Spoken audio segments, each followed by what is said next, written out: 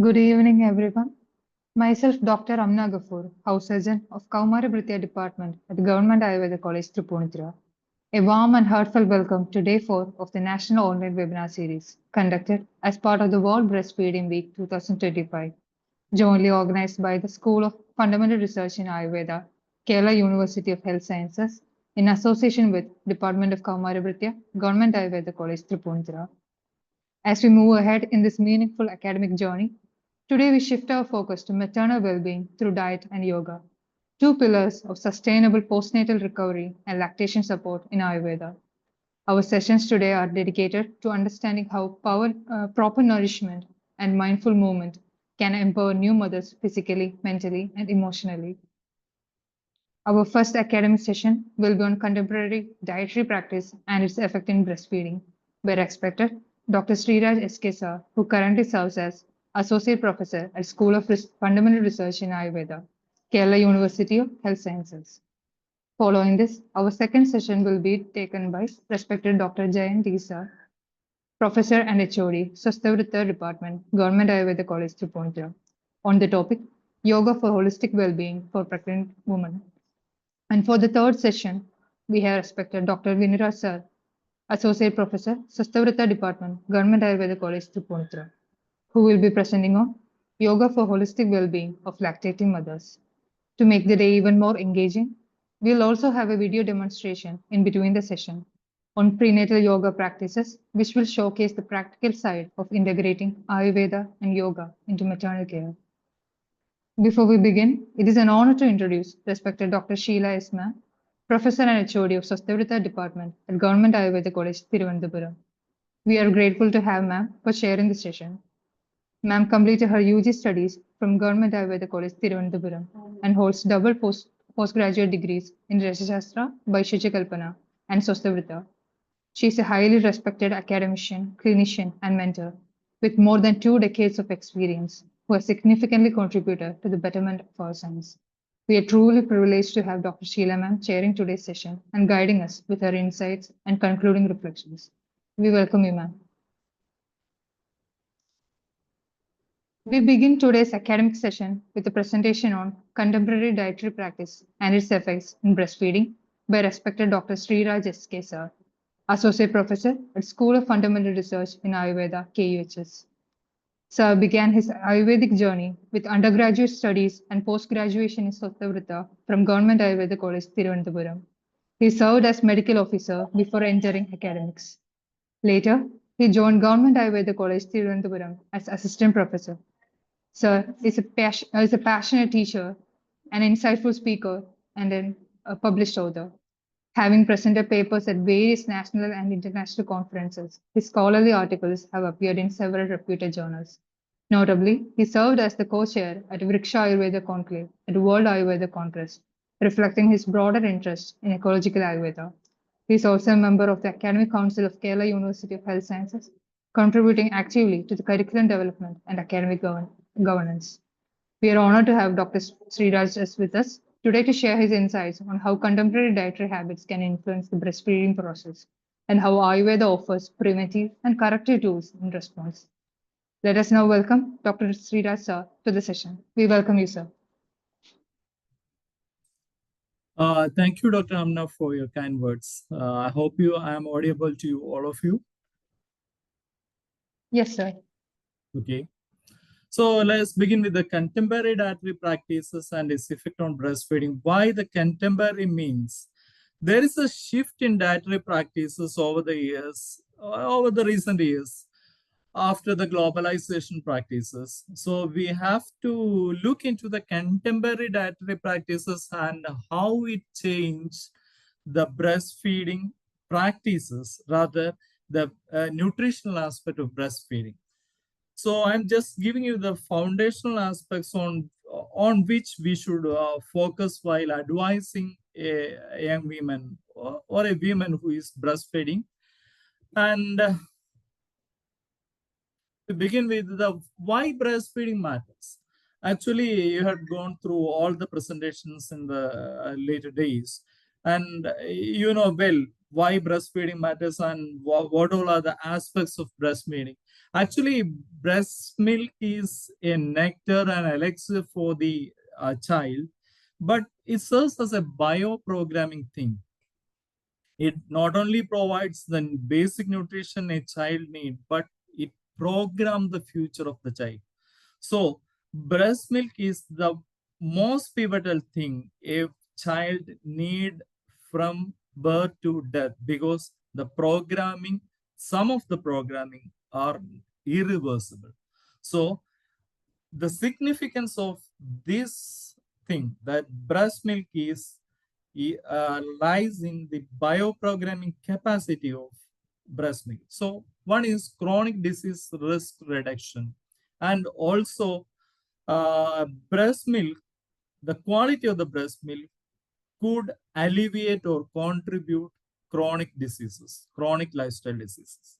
Then second one is immune support system. The breast milk could immensely boost the immune system of a child.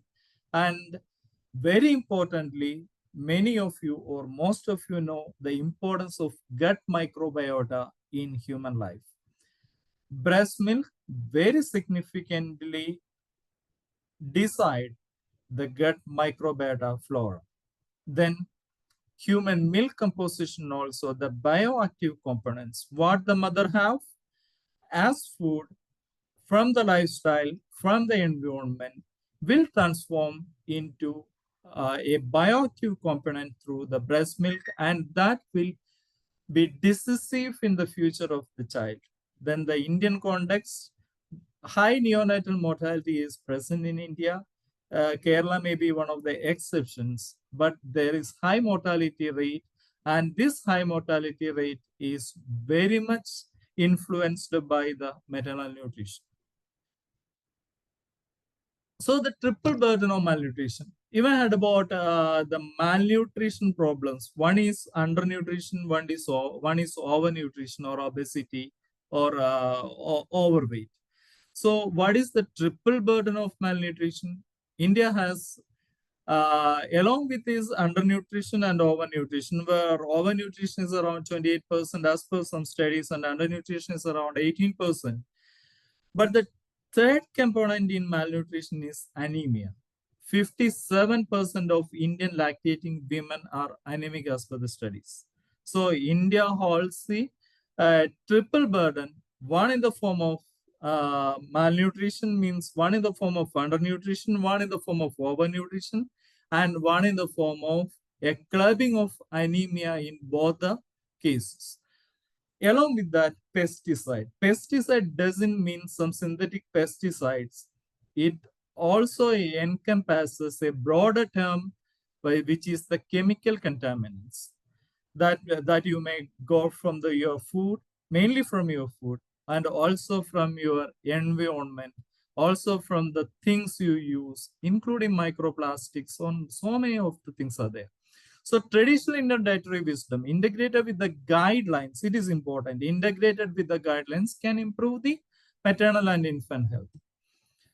Then moving on to the Indian nutrition landscape. So I also already told you the triple burden of malnutrition is overweight, obesity, undernutrition plus anemia. There is socio-cultural norms. India has a plethora of social and cultural practices. Dietary practices are very much linked with all these social cultural norms. So in some of the dietary practices that will be beneficial, but some are not very much beneficial for the lactating mother or even for the normal community. So dietary practices linked with the social cultural norms are very important. And the postpartum restrictions. The postpartum restrictions come from social cultural norms, some kind of beliefs. We will discuss later detailed about that. Some kind of beliefs, and so many things are related with the postpartum. You must have this kind of food, you must have this kind of regime, all kind of things. Then we comes into the processed food and westernized diet. Actually, Indianized Western diet, that will be a better term, because we will Indianize all the sort of Western diets, Chinese diets, and all the things. We will add our Indian flavor and all kind of things. So almost all these ultra processed foods are lacking the nutritional balance, which means it doesn't have the core nutrients, it doesn't have the macronutrients enough, it doesn't have the micronutrients, but it does have unhealthy fats and these trans fats, high sugars, and all these things.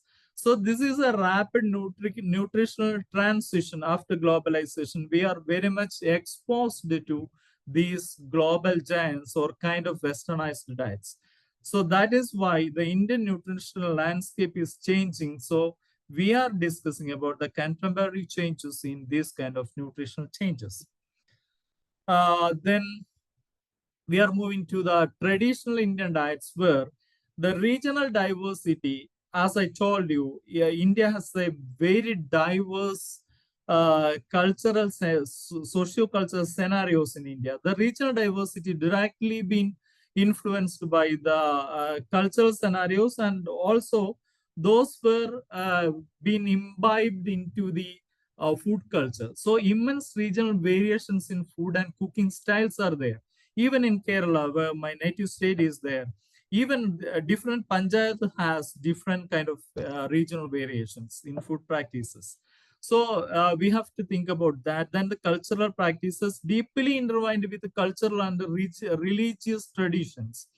So some may not use some kind of food, some may use this kind of foods. All these are intertwined with the beliefs and religious traditions, and medical systems like Ayurveda categorize foods guiding dietary choices.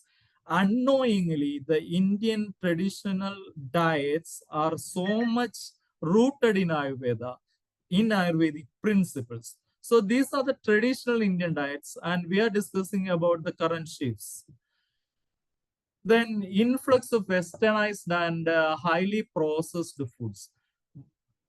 So reduced nutrition, as I told you, reduced nutrition intake means all these junk foods and fast food doesn't have core nutrients. And homogenization of food. If you go for a KFC chicken, you will get the same KFC chicken from Jammu Kashmir to Kanyakumari. But even a thing like idli or a roti will be different from even from panchayat to panchayat, or from district to district, or even from state to state. So there is no homogenization of food in Indian culture. And unhealthy fat intake. Actually, the trans fats are abundant in ultra processed food and also high sugar consumption. You may read the Trump's statement that the Coca-Cola will use sugar instead of corn syrup in America. So the Coca-Cola is using high sugar content corn syrup to as sweetener instead of sugars. As you know, the table sugar itself is very harmful. So what will be the case of high sugar corn syrups? So the dietary habits are changing. Then industrialization. Increased pre-packaged foods means retro technologies are coming up, but most of the pre-packaged food have stabilizers and preservatives and refined grains and sugars. To add taste and to add texture, we add refined grains and sugars into the pre-processed food, because if you need very soft rotis, you have to add some sort of maidas. If you are adding the whole grain of this godhuma, you will get a kind of more rubbery or a kind of more non-soft things, rotis on. So we will prefer the rotis which are very soft and texturally beautiful. So we will add this kind of refined grains. Then health consequences are increased fat mass and decreased lean mass. So increased fat mass means this is the visible and the stored fat. That is increased fat mass. And decreased lean mass means a lean mass is determined by the bone mass and the muscle mass and fluid, water fluid. So for a healthy person, decreased lean mass means if he don't have any diseases like diabetes or kind of things, his lifestyle is contributing to the decreased lean mass, where increased fat mass is also contributed by his lifestyle. So socioeconomic and cultural determinants. The culture, as I told you, the critical food environment is access to healthy options is essential for good nutrition. If you are very much longing for good food, but if you are not getting healthy options or healthy access to good nutrition, you couldn't have those. Then healthier diets are contributed by higher income, because a healthier nutrition needs varieties. So if you want to choose the varieties, you need to pay more. So if you have higher income and education to think about the varieties, then only you will have access to healthier diets. Then positive social norms. Social support encourage healthy eating behavior. So uh, if you are lured into KFC's, McDonald's, and kind of fast food in your social circle, then we couldn't say it is a positive social norms. Uh, these things are marketed as a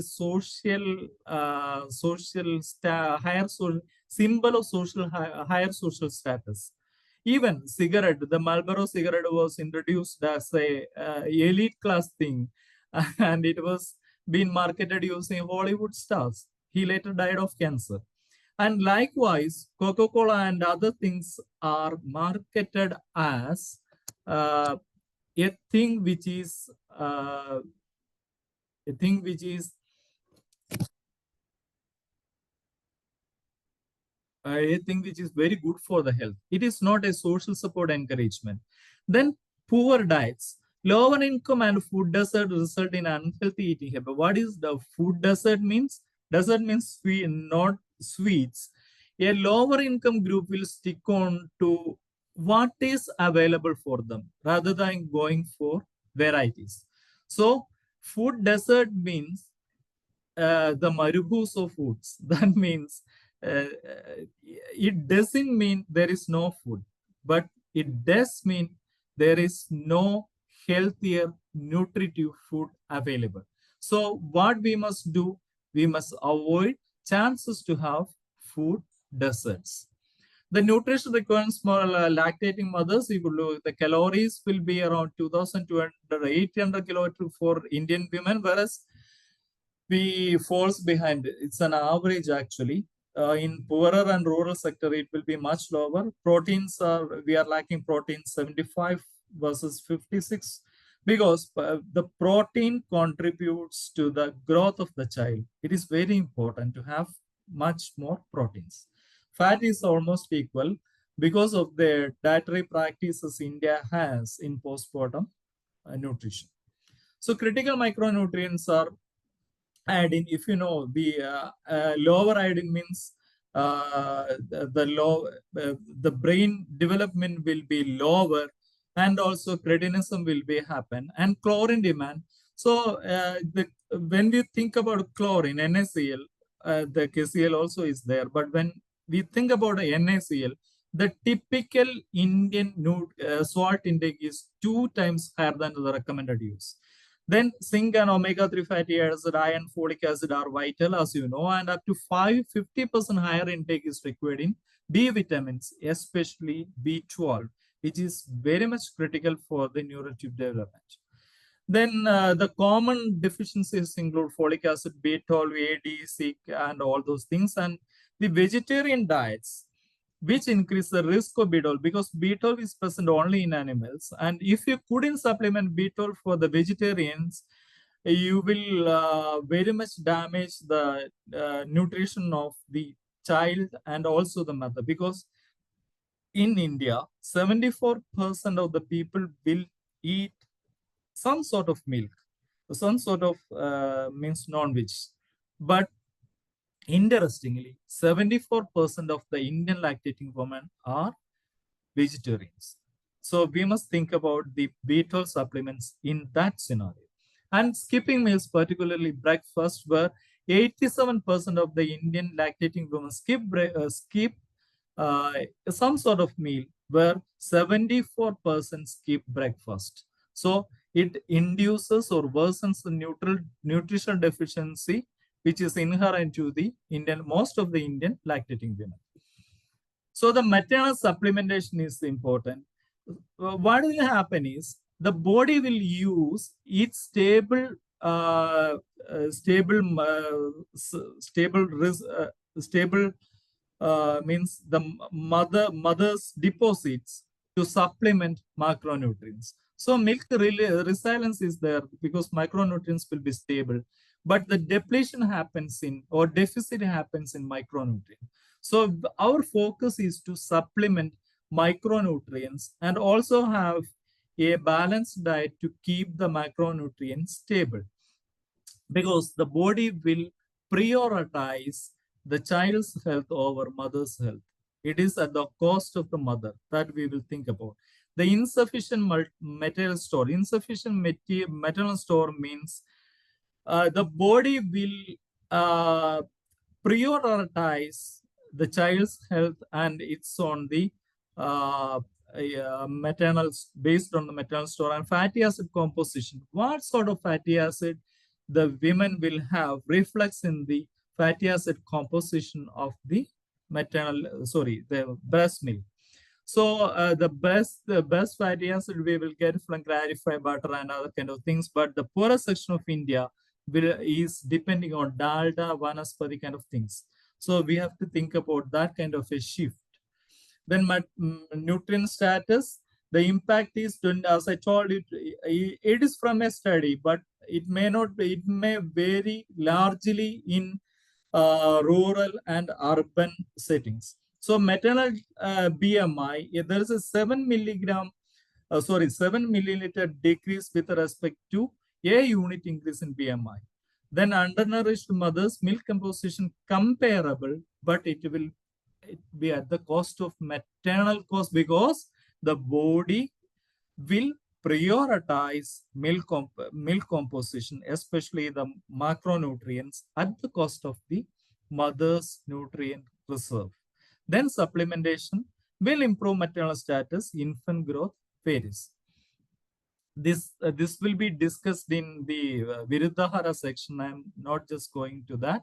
But as I told you, the high UPF consumption will alter the diet and its quality, and it will affect the infant nutrition. This is the cycle of malnutrition, where poor maternal nutrition will cause maternal nutrition problems, and it will cause maternal consequences like anemia and preeclampsia, hemorrhage, etc. The infant consequences will be stillbirth and low birth weight. And breastfeeding hindrance is poor maternal nutrition during breastfeeding and continued malnutrition.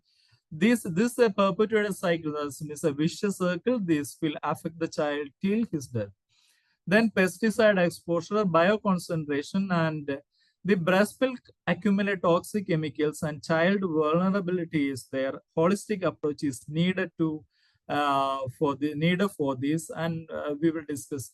So one of the thing is in Kasaragod, the endosulfan poisoning.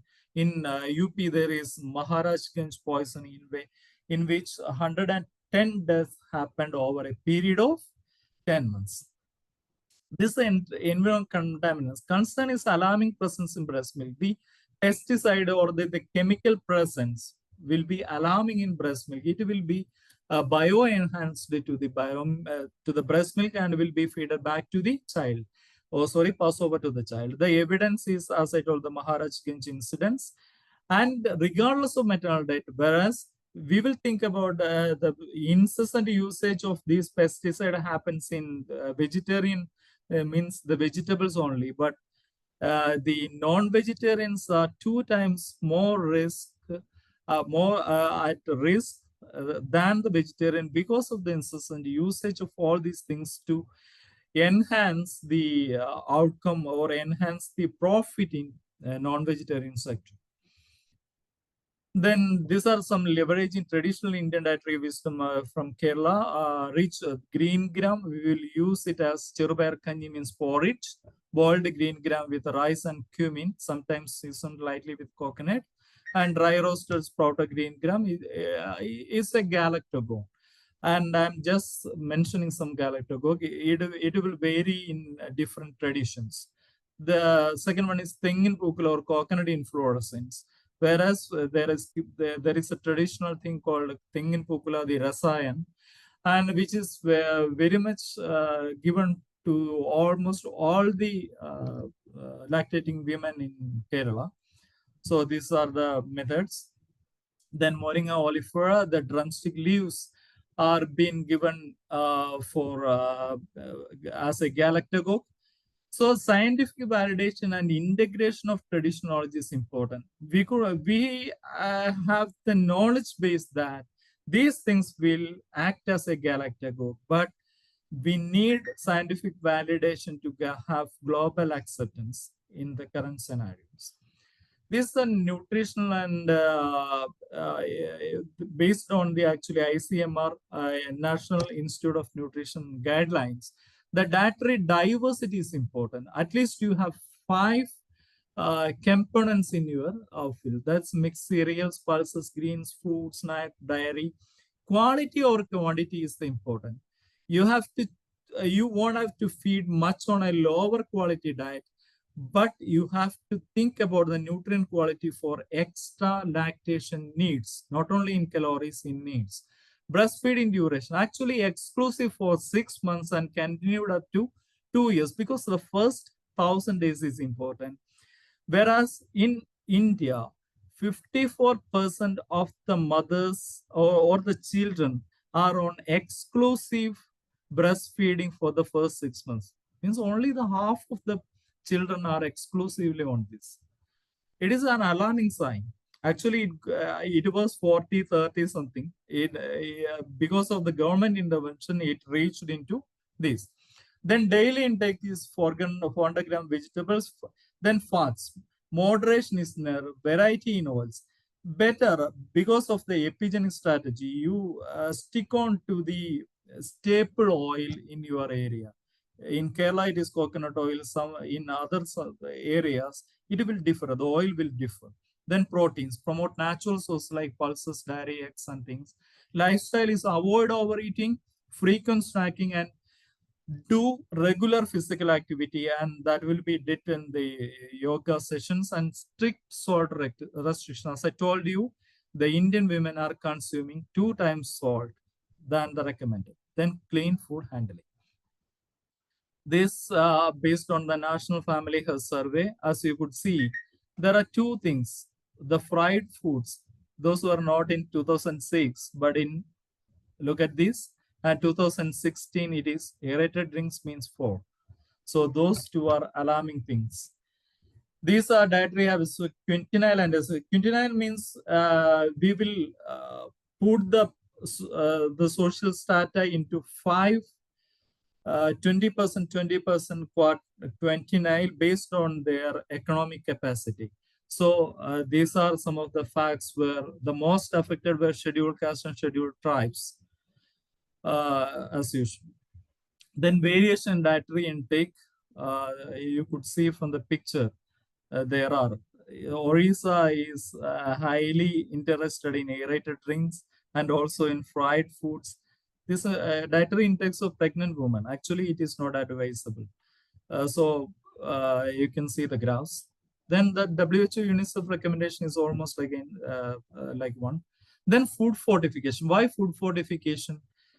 Can decrease anemia, neural tube defects by adding iron and folic acid. So the micronutrient deficits must be dealt by adding food fortification.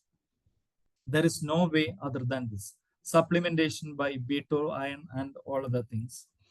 The impact of maternal nutritional depletion. Maternal depletion syndrome means, as I told you, the body will prioritize infant health over mother's health. So, clubbed with the frequent pregnancies, low nutritive diets will tender the mother to deplete her reserve. So that is called maternal depletion syndrome. And we must provide supplementation, and also a balanced diet to counter this. Then skeletal health, temporary in nature, calcium demand will be more. As you know, the child's growth depends on the calcium demand. Then energy, because the high energy need is needed. Milk production drains maternal energy reserve. So we need to provide high calorie diet to counter this. Then core nutrients, stable, as I told you, stable micronutrients, core nutrients will be there. Then influenced vitamins and fructose introduction. This is very important because the mammary glands cannot process or uh, cannot process itself these fructose. Uh, Mammary glands will produce lactose and glucose. So fructose in child means we are introducing severe brain damage, severe neural development, and fructose in breast milk will hamper the hippocampus development. Hippocampus area is very much instrumental in memory and spatial arrangement. So never induce fructose to the mother, because even if in the around 10 micrograms of fructose will be passed over by passive diffusion into the breast milk. And so if a person consuming high salt intake, high dietary dietary sugar will pass over this fructose into mother's milk and into the milk, and the child will be irreparably damaged. So this will be the reason why jaggery is used. Well, sucrose is there, but in table sugar, 50% will be converted to fructose, whereas in jaggery, around 5% to 10% will be converted to fructose. That is very important. And this high sugar intake will increase triglyceride and cholesterol. That in turn will create leptin influences, and leptin influences will develop childhood obesity, ADHD, and also type 2 diabetes in future. So all these damages could happen by fructose introduction. So as I explained all these things, then how metabolic program, as I told you, metabolic program happens in this this breast milk feeding. Then maternal malnutrition, recognized as a direct link between maternal nutrition and offspring disease. Fructose in breast milk, assessing the impact of fructose. Then maternal obesity, as I told you, fructose will induce maternal obesity, and maternal obesity will in turn create lifestyle diseases. So protective breastfeeding is the need of the hour. So this is the child nutrition status and impact of health. Uh, so alcohol consumption, wait for 2-3 hours per standard drink. Well, standard drink means 350 ml of beer, 144 milliliter of wine, and 44 milliliter of hard liquor. It is a standard dose. And caffeine consumption. Caffeine, around 10% of the caffeine will be transferred to child, and the child couldn't, or the infant couldn't process caffeine. So we will think about using alcohol, means Arista and Asava for this postnatal care. We have to do more studies. Then food availability and accessibility. Actually, these are from the study. Why? So mixed evidence of influence on maternal diet. Tamil Nadu millet is replaced by rice due to non-availability. And economic constraints and affordability. Higher income enables better diet, as I told you earlier. Large households will stick on to more pulses, and exposure to health and nutrition services. And maternal education. Compared to illiterate mothers, those with high school or more, that's the pan-India state, not in Kerala, 2x more likely to consume pulses, because education will improve the nutritional awareness. That's why.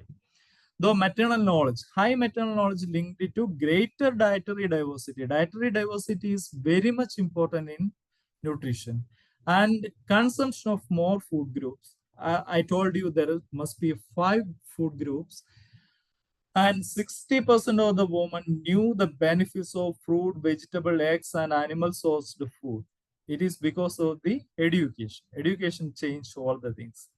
And food taboos and restriction during pregnancy. 65 to 82% of the mothers believe that some foods should be restricted. Some are like pineapple should be restricted. Believes foods are heat producing, that is hot potency. In Ayurveda, we could say that could contribute to miscarriage and deformities. It is rooted in Ayurvedic practice that couldn't be understood by the modern people. Then cultural myths, baby's color is important for Indians, and the taboos mainly passed down by elders. And pregnancy related nausea and okay. Maternal, as I told you. Then family influence. The family influence, some families showed high awareness support because the husbands are the key persons in families. Then gender norms. Actually, the women nutrition often deprioritized, and women typically eat last and least in household. This will happen in almost all Indian households. So where there is a lack of nutrition, the women will suffer the most. So men control food decision, and even one Kerala film star complained about fried mackerel supply about her brother, not to her in her childhood.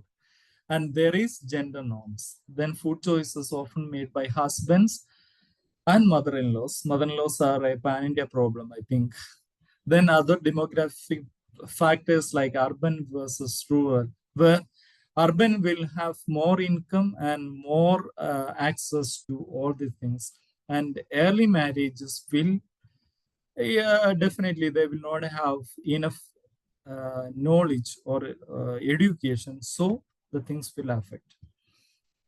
Then indigenous food, I told you, culturalized local foods and these barriers and modern technology. And what all are the policy implications and research? Future research must be on mother's milk studies, including the use of asafoetida in Indian women, and also how Indian women will. There are studies, but we need to more. Maternal body composition and traditional galactose. As I told you, pesticide monitoring, that means chemical monitoring. And access to nutritional feed is affordability, accessibility, and avoidance of food desert. And integrated approach is public health agriculture. You should avoid a lot of chemicals and pesticide, and also to change over to Vriksha Ayurveda. And food industry, our food industry is pathetic, and policy sectors, and also policy needs taxation, labeling, and market restrictions. So all are policy needed things. And Nityam Hidahara Vihara Sevi Samikshekari Vishesho Saktadada Samasatya Parakshamavan. After the Sevicha Bhavati, so it implies to this nutrition also. And what are the key principles is adequate caloric intake, nutrient-rich foods, hydration, dietary varieties, and gradual postpartum weight loss. Actually, the postpartum weight loss must happen only after milk supply is established. And for an Ayurvedic person, think about amam and acne, because if whatever you eat, if you couldn't process and if you couldn't assimilate, there is no use of that.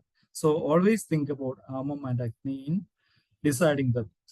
The implementation must be practical, culturally appropriate, sustainable behaviors that fit with the socioeconomic realities of Indian mothers.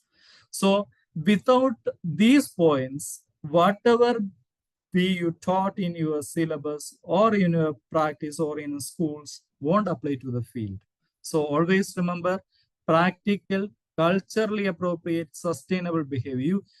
You couldn't induce meat to a person saying you may have you may occur B12 deficiency. So it is culturally inappropriate to force a vegan. And likewise, some may not eat some good foods. So the loin food of pig is very good, but due to the cultural sensitivity, some are so against this pig, and also the cut, some loin cuts of the beef is very good, but many are against that. So all this cultural appropriation is very much needed. And thank you for the patient listening. Thank you. And I thank all the organizers. I am being a part of the organizing team. And I thank my fellows and also my dear friends at Kamarafute for giving me such an opportunity. Thank you.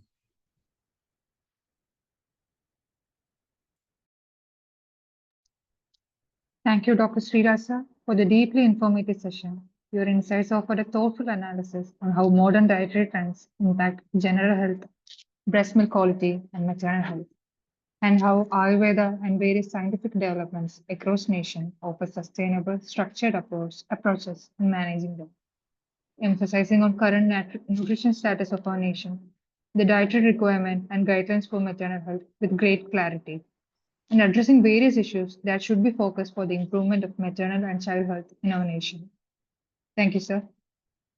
The floor is now open for discussion. Participants may unmute or drop your questions in the chat box.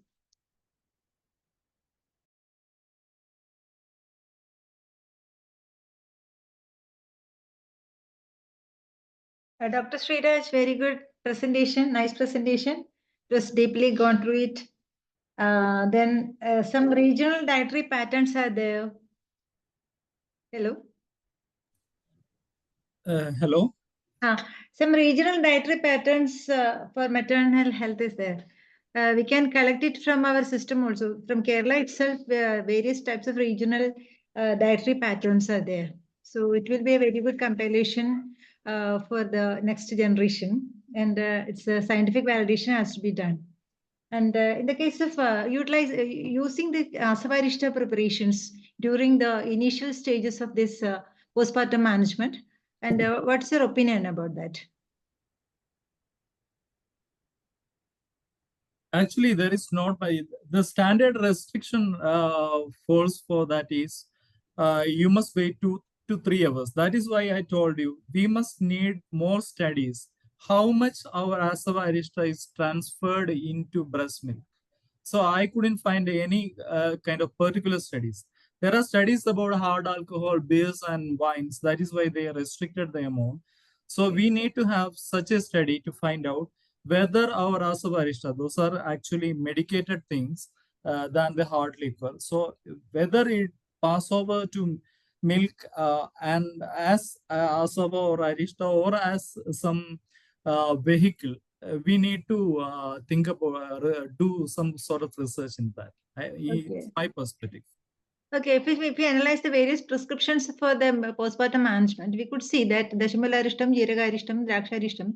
Jeeragarishtam is specifically introduced, I think so. Then in the and this is one area. Another one is information of jaggery usage. It is very, very much interesting. It was a very good information from your message from your presentation. Then myths and facts on food taboos and restrictions, and all are very nice. You are nicely presented, Dr. Sriraj. All the best. Thank you. Thank you, madam.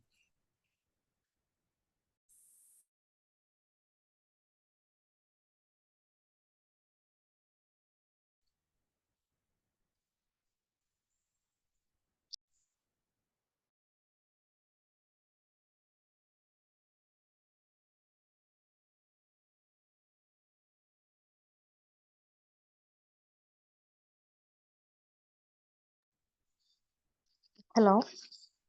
Hello, good evening, sir. Good evening. Good evening. Sir, I have one query. So you have mentioned that like we have to restrict the intake of fructose for lactating mothers. So is there any particular restriction that we have to give to lactating mother regarding intake of fruits during postpartum period? Actually, high fructose containing fruits must be limited because actually a fraction. A fraction means only around 1% of the fructose what we are eating is transferred into breast milk. So having some sort of food means Sarvadharmeshu Madhyam is the principle, and having a limited use of of 400 gram of fruit per day is the recommended usage as per some studies. It may vary. So if you are having that much of fruits, that may not be transferred into breast milk into a larger quantity. But the thing is, if you are supplementing with the Coca-Cola, where fruit corn syrup is there, and if you are using incessant amount of fructose, means the table sugars and kind of things, the percentage will be more. That means the percentage which pass through it pass through passive diffusion into the breast milk.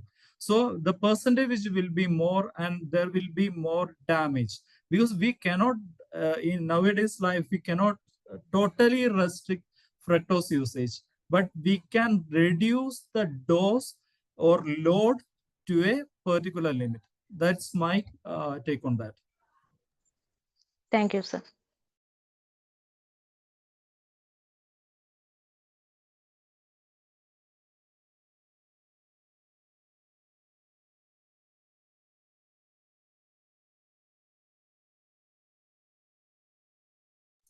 And some mothers means most of the mothers are not known about this fructose introduction, will use this kuruku preparation. I couldn't know what the English is. Those preparations for the weaning, they will use table sugar instead of jaggery. That will be a problem for the child itself. So we have to educate. Counseling is very important. We have to educate about that usage. Okay, sir. Thank you.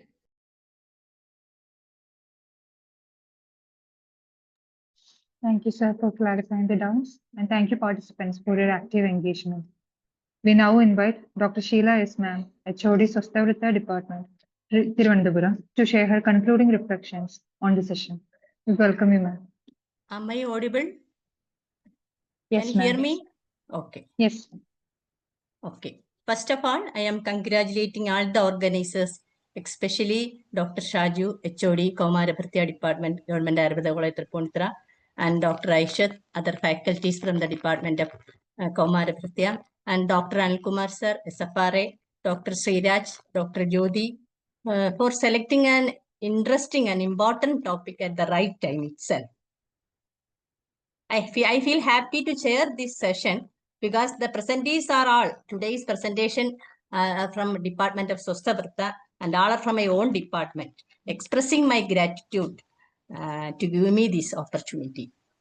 And the first presentation topic, contemporary dietary practices and its effects in breastfeeding, by Dr. Sriraj SK, is hopeful, and he did very beautiful way, and he collected all the points regarding importance of maternal health, burden of malnutrition, needs of micronutrients, vitamins, especially B12, and challenge of nutritional deficiencies, traditional dietary practices, national international guidelines, food fortification, impact of maternal health, and policy implication. And I think that he covered most of the points.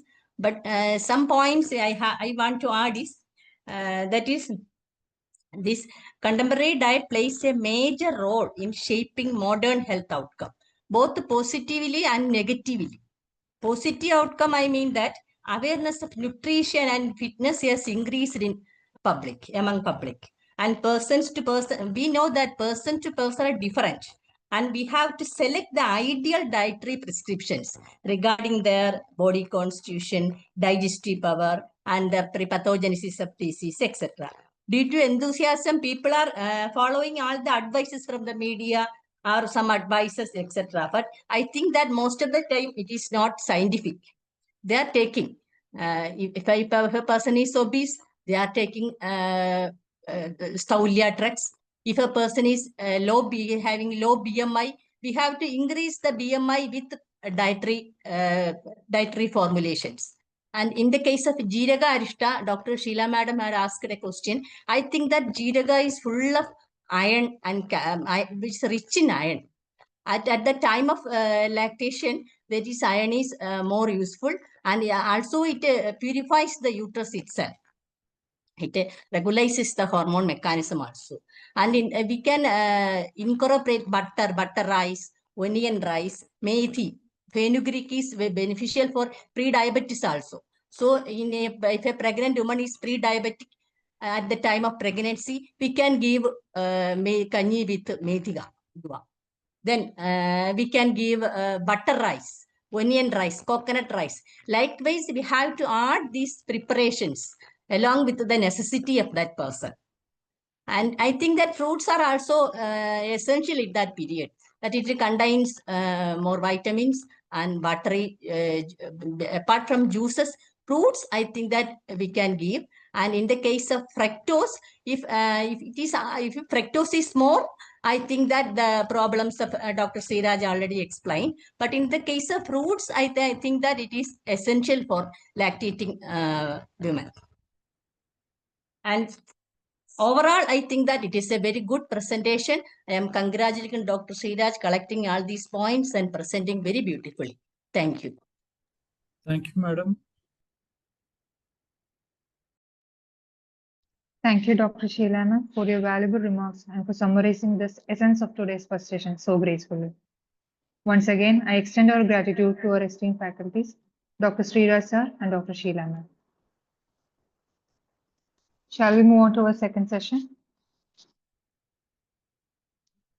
Our second session for the evening is on yoga for holistic well-being of pregnant women and will be presented by respected Dr. Jain sir, Professor and HOD of Shastavrita Government Ayurveda College, Tripunithura. Sir is a deeply respected academician, researcher, and yoga practitioner with over 2 decades of committed service in the field of Ayurveda. He has served at all 3 government Ayurveda colleges in Kerala and has guided many postgraduate theses. A frequent resource person in national and international seminars, he has also coordinated 3 editions of the Global Ayurveda Festival. Sir is a trainer, author, blogger, and an active contributor to public health initiatives.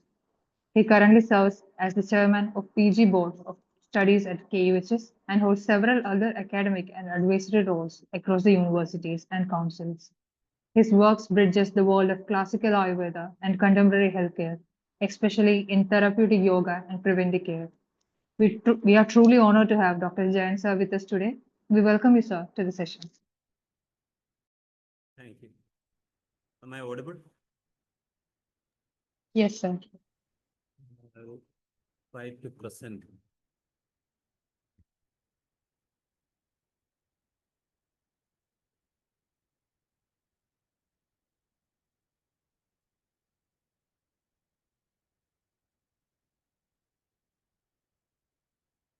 എന്നെ ഇതാക്കിയിട്ടുണ്ടോ? Co-host വല്ല ആക്കിയിട്ടുണ്ടോ? Share ചെയ്യാൻ direct ചെയ്യാമോ? സാറിന് ചെയ്യാം. ഇപ്പൊ okay. ഒരു minute.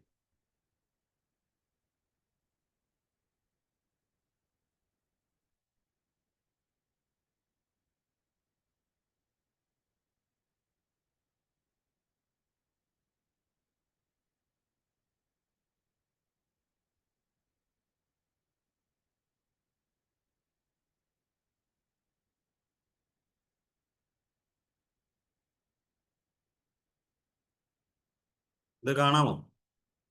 Presentation മോഡിൽ അല്ലേ? കാണാം സർ. ഇനി സ്ലൈഡ് ഷോ ആക്കിയാൽ മതി. ആയോ? ആയി സർ, കാണാം. അല്ല, ഇനി ഒരു കാര്യം, ഇത് മൂവ് ചെയ്യുന്നുണ്ടോ നോക്കണം. എന്താണ് ഇടയ്ക്ക് വരുന്നത്? മൂവ് ചെയ്യുന്നുണ്ടോ? മൂവ് ചെയ്യുന്നുണ്ട് sir. Okay. So good.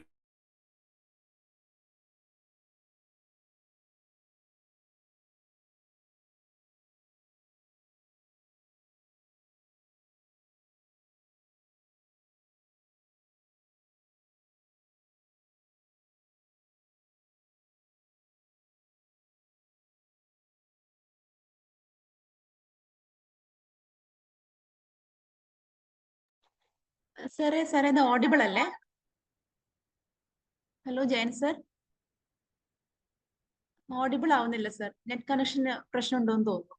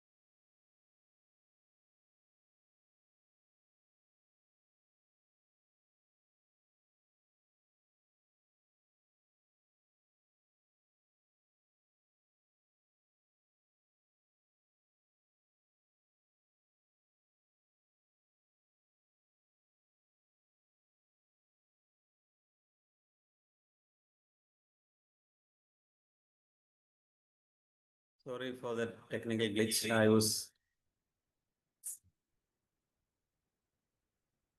net was cut in between.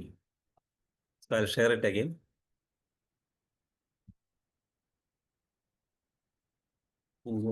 Back light. It's visible now. Sir, visible.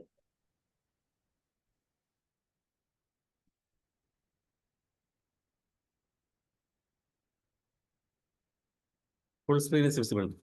Yes, sir. Okay, sorry for the trouble. I'll straight away go to the presentation.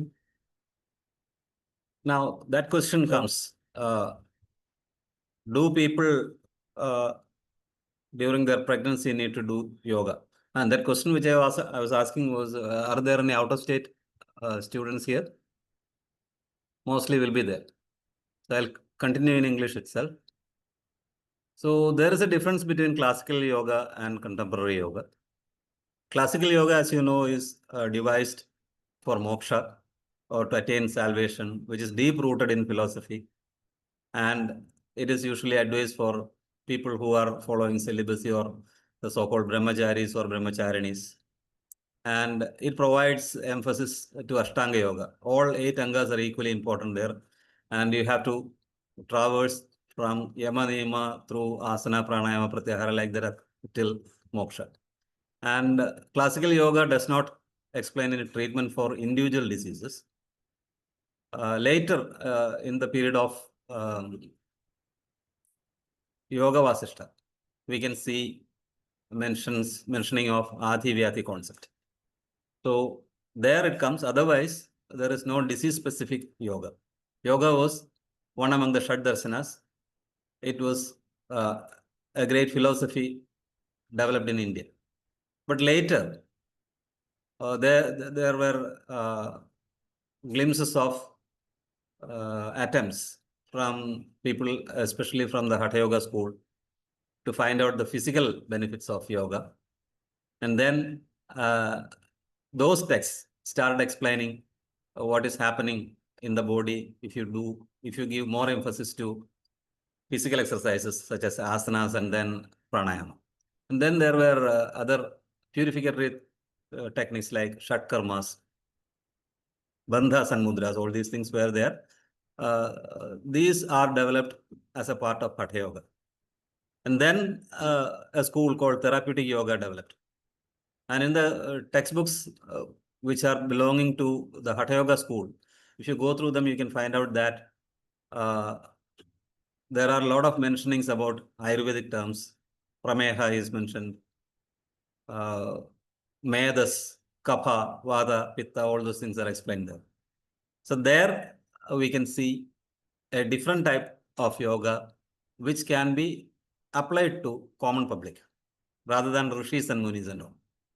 So there onwards, a lot of other changes happened in yoga.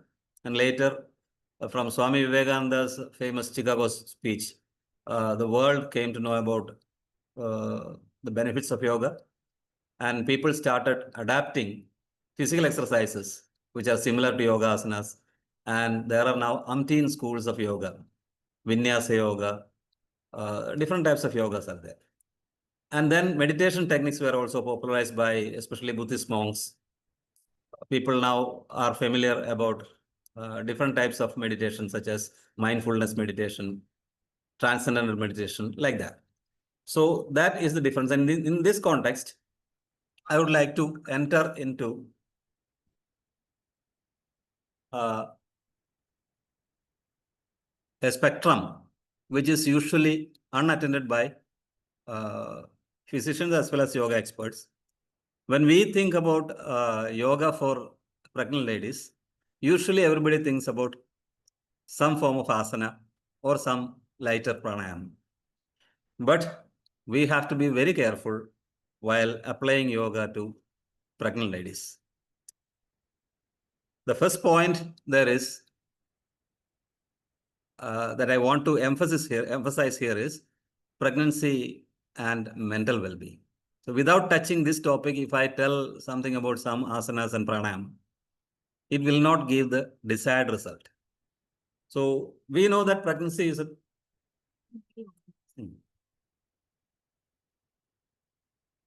One minute.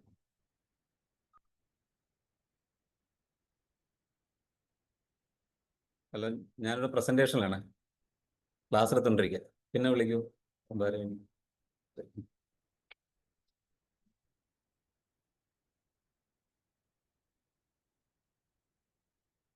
Video of ചെയ്താൽ മതി. Okay. Is the presentation visible?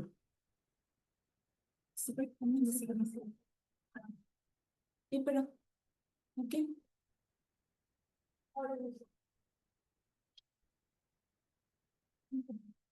Okay, so pregnancy is a period of anticipation and positive vibes. Sorry for the repeated troubles. I had to shift my room to here, that's why. Pregnancy is a period, actually, usually people are very much in a mood of anticipation and they are having positive vibes while a lady gets pregnant, usually. But unfortunately, 20% of the pregnant women, they experience anxiety or depression during their pregnancy. And people who stop taking psychiatric medications for depression, bipolar disorder, and other mental health conditions during pregnancy may also experience increased or additional symptoms of their mental illness. So two types of people are there. One, the people who may get some anxiety and depression. The second type, people are already having mental problems and then they get pregnant and they are already under medications. So such people, both kind of people are having problem at that time. And if it is not attended properly, that can have an effect on the child as well. So Ayurveda has given utmost importance to mental health of the mother. And now even modern research shows that a mother's mental health can affect her baby while she is pregnant. And yoga is an ideal tool to maintain good mental health to the mother and child in the womb. Is the slide moving? Can somebody tell, is the slide moving? Yes, sir. Yes. Okay. Okay, thank you. Is my sound breaking? No, sir. No, sir. No. Okay, okay. Thank you. Thank you. So,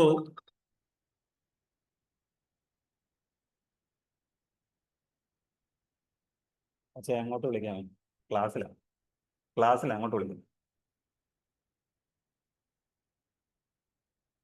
During pregnancy, until recently, the primary focus on a mother's mental health and her babies was on the time after pregnancy.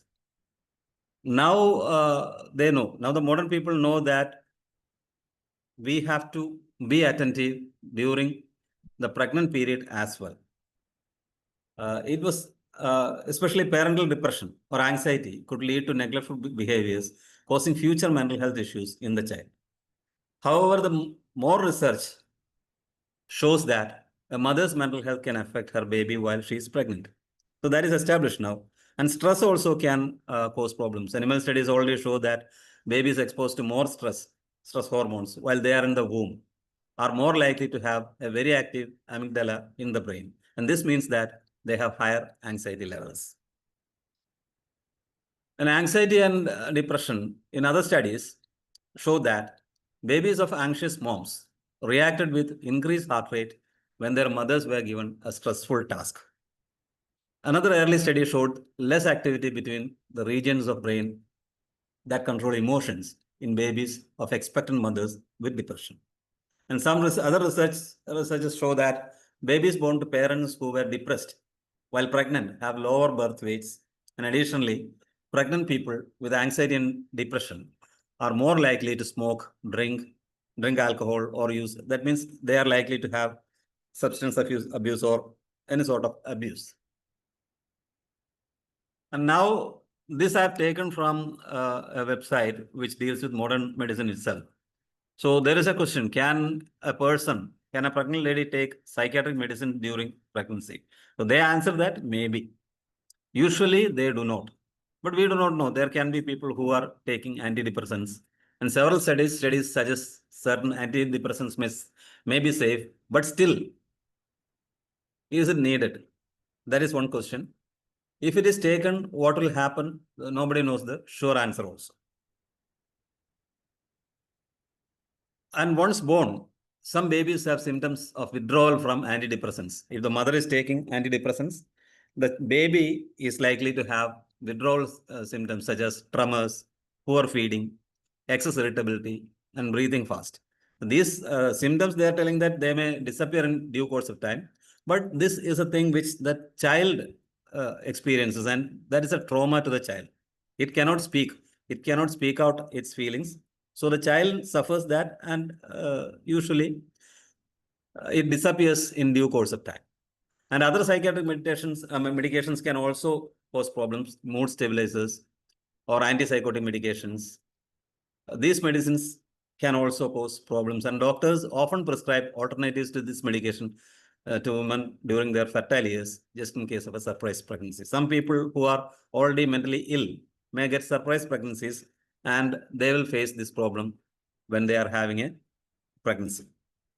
So dealing with mental health during pregnancy, what they suggest is, whether you had a mental illness before pregnancy or are now pregnant and not feeling how you used to, there are ways you can cope up, such as speak to a counselor or therapist, talk to family, friends, or religious and community leaders, and just see, try yoga and meditation.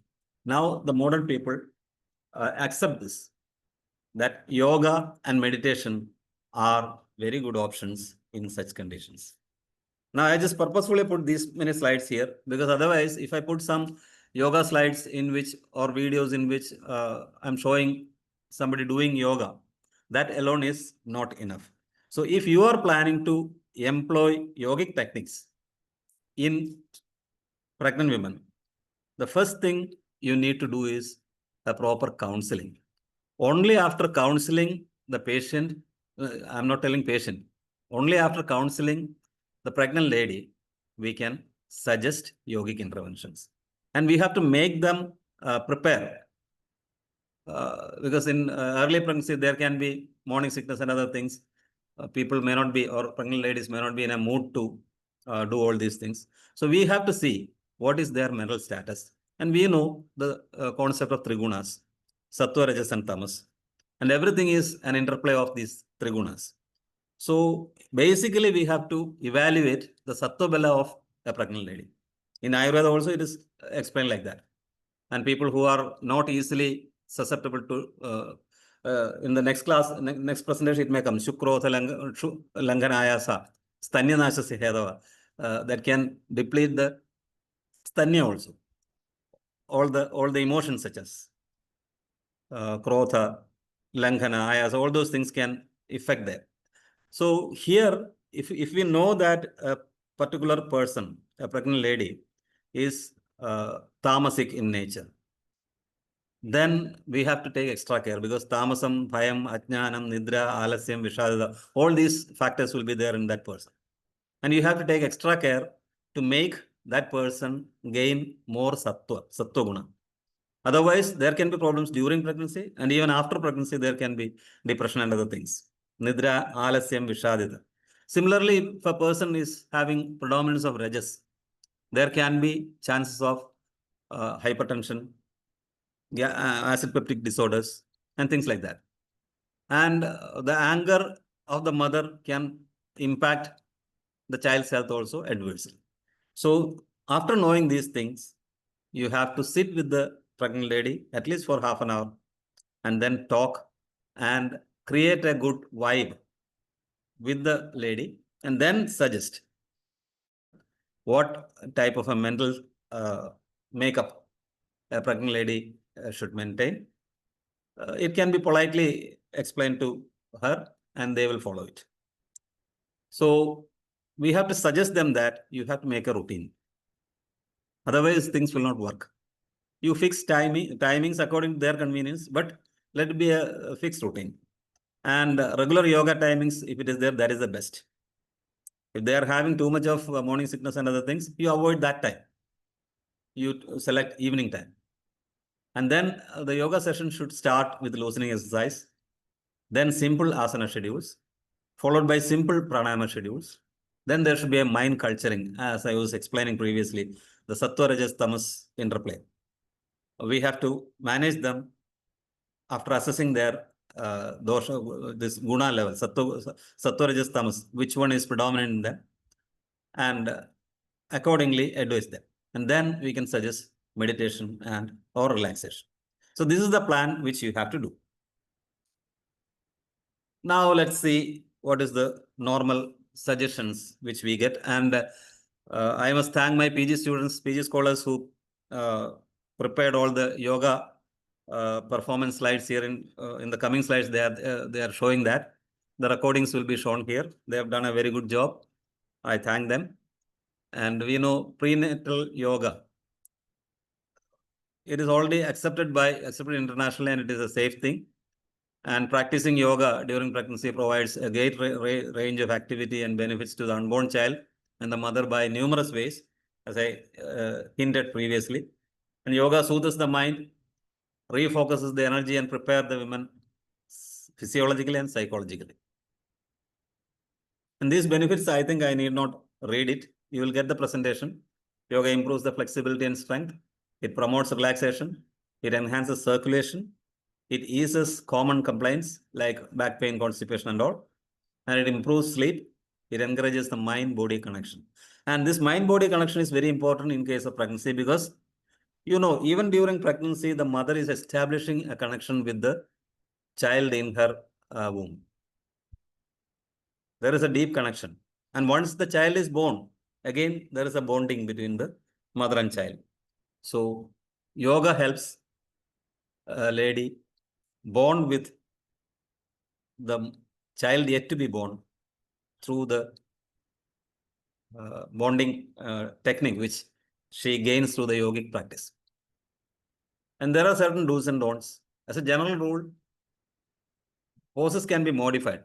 We will show some asanas and pranayamas and things here, but they are ideal things, and all pregnant ladies cannot do all asanas equally. For that matter, even normal people, all normal people cannot do, say, Padmasana. Everybody cannot do Siddhasana, or different asanas are there which are not possible by some people. So whichever is possible for you, whichever is comfortable for you, only that thing needs to be done. So for pregnant lady also, especially, even though I suggest asanas, they can use chair yoga. They can sit in the chair and do whatever is possible. They can lie on the bed and do asanas. They can do pranayama also. The only thing is that the spine should be straight while doing these things. So blood sugar levels should be monitored and focus on stability and strength rather than flexibility and endurance. Avoid asanas compressing the uterus or asanas overstretching abdominal muscles like back bends. Practice open twist by moving from head to the waist only. Avoid inverted asanas, obviously. Avoid asanas that involve lying on stomach like Bhujangasana, Shalabhasana. Those things are not suggested. And avoid raising your hand above your head if dizzy. Otherwise, no problem. Or avoid Kapalabhati Kriya. Such Kriyas are not needed. Bhastriga, prolonged Kumbhaga, these things are not needed for them. Bring awareness to the pelvic floor in all asanas and pranayama. That is the area to be concentrated. And Ayurveda also says that apana is the vata, that is Garbha Nishkramana, that helps us in Garbha Nishkramana Kriya. So apana anulomana is what is suggested. And while starting yogic exercises, the best thing to do is loosening exercise to start with. So you know loosening exercises are like this, and I'll show the asanas. You can see here, this is common. See, simple neck bending, up and down, straight, down, straight, like that. And you can move left and right also. Then stretch the hands and do like this.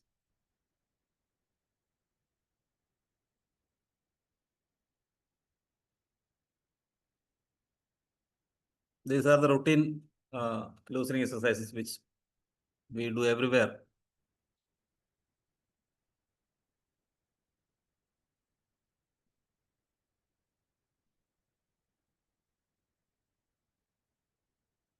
No need to do it forcefully. It can be done at this speed. That is enough. The shoulder relaxation or loosening exercise for the shoulders. Then reverse. Okay, next. Hip movements you can see. These loosening exercises are also what do you call, relative. If somebody feels some difficulty in doing it, no need to do. Is it visible properly? Can somebody tell? Yes, sir. Now this knee exercise need not be done by people who are having knee joint pain or swelling, but it is there. That's why it is included. It is not a compulsory thing. But ideally, we have to follow loosening exercise for each joint. The feet exercise, up and down and right, left and circular movements. Both legs.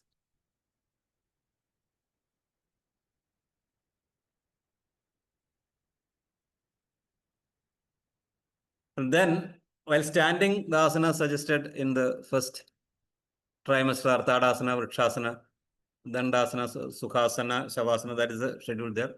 For second trimester, more are there. Third trimester, comparatively less.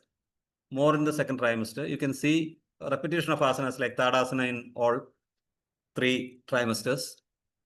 Vrikshasana can be done in first and second trimester. Trikonasana in the third trimester, second and third. Arthakadichakrasana, Virabhadrasana, Prasarita Padothasana, these can be done during second trimester. And I'll show the videos now. Sitting, simple asanas, Dandasana, Sukhasana, Batthakonasana, Marjaryasana, Malasana there. And in the third trimester, you can see Dandasana, Sukhasana, Upavishtakonasana, Parivritta Janashirshasana, Marjaryasana, Chakki Chalanasana. These are suggestions actually. Just like we are suggesting different kinds of kashayas in a Vadavyadi patient, you can also find out similar asanas which may be useful. But this is a common suggestion which is given here. And supine postures like Shavasana, Viparita Karani with wall support only. Otherwise, invert asanas are totally avoided. Actually, Viparita Karani is not a proper asana. That can be done with wall support. So these are the suggestions there. And you can see Tadasana, simple procedure. I think it need not be shown, but still you can see it, how it is done.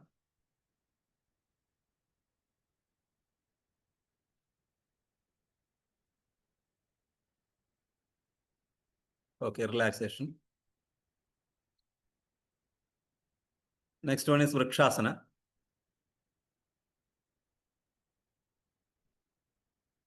Vrikshasana, a pregnant lady need not raise her foot so high. Whatever is up to whatever level is possible is enough. Then Sukhasana, simple sitting posture. I go a little faster here. This is the Sukhasana. Simple. In Malayalam, Chamram Padinirthan Madi. Dandasana. From the relaxation posture, come forwards, sit with legs stretched forwards, hands on either side of the hips, and then sit like that. Relax. Shavasana, no need to explain. And in the second trimester, Trikonasana, the other asanas are already shown. Is I think I'll stop within 10 minutes. Okay. Ardha Kati Chakrasana.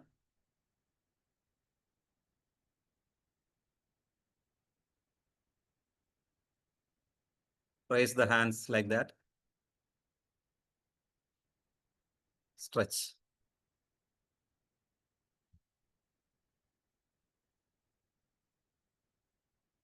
Okay.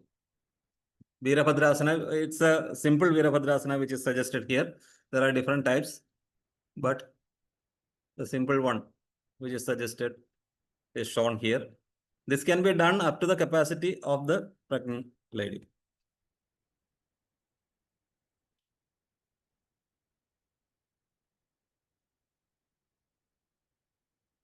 Enough.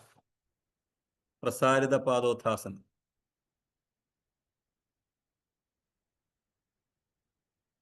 The distance between the legs can be dependent upon the ability of the lady who is doing it, and you can use a chair like this.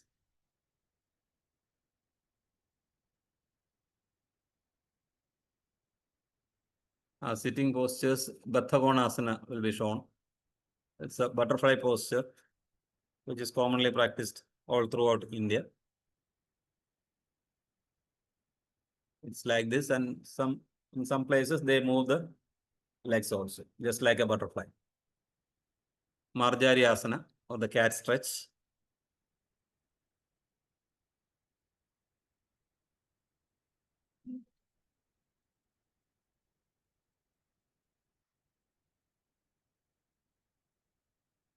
This is Malasana.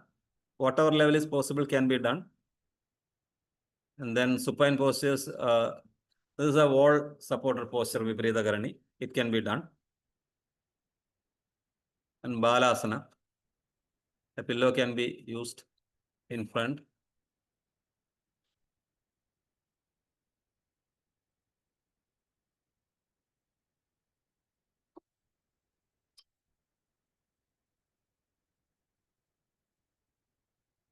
In the third trimester, these are the asanas which are suggested.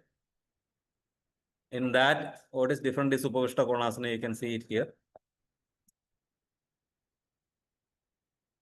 Use up to your capacity. Parivarta Janushirshasana. Janushirshasana is the original asana, and there is a yes.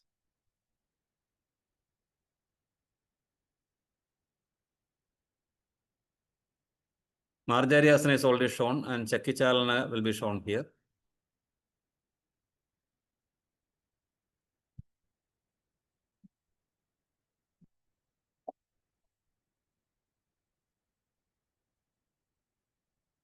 Okay. Shavasana, you know. Supta Batthakonasana. And Supta Batthakonasana is shown there. So these are the asanas which are suggested here. Among this, you can select what range of movement is there for the lady. That can be selected depending upon the trimester, first, second, or third. And then we can teach. Once they are able to do some basic asanas, they can do pranayama. And pranayama, people have a notion that pranayama can be done only while sitting. Actually, pranayama can be done while sitting, while standing, or while lying. In all three postures, we can do pranayama. If a person cannot do pranayama in the sitting posture, they can sit straight in the chair and then do pranayama. I hope everybody knows the technique of pranayama. Pranayama is to be done in three phases: Puraka, Kumbhaka, and Rechaka. And the original ratio of Puraka, Kumbhaka, Rechaka is 1:4:2. But in case of pregnant women, we need not stretch the Kumbhaka too much. You can do it in the Sama Vrati, just like 1:2:2. Inhale, or 1:1:2 also can be done initially. If the pregnant lady feels it difficult to hold breath for longer duration, don't force anything. So these are the things which are suggested.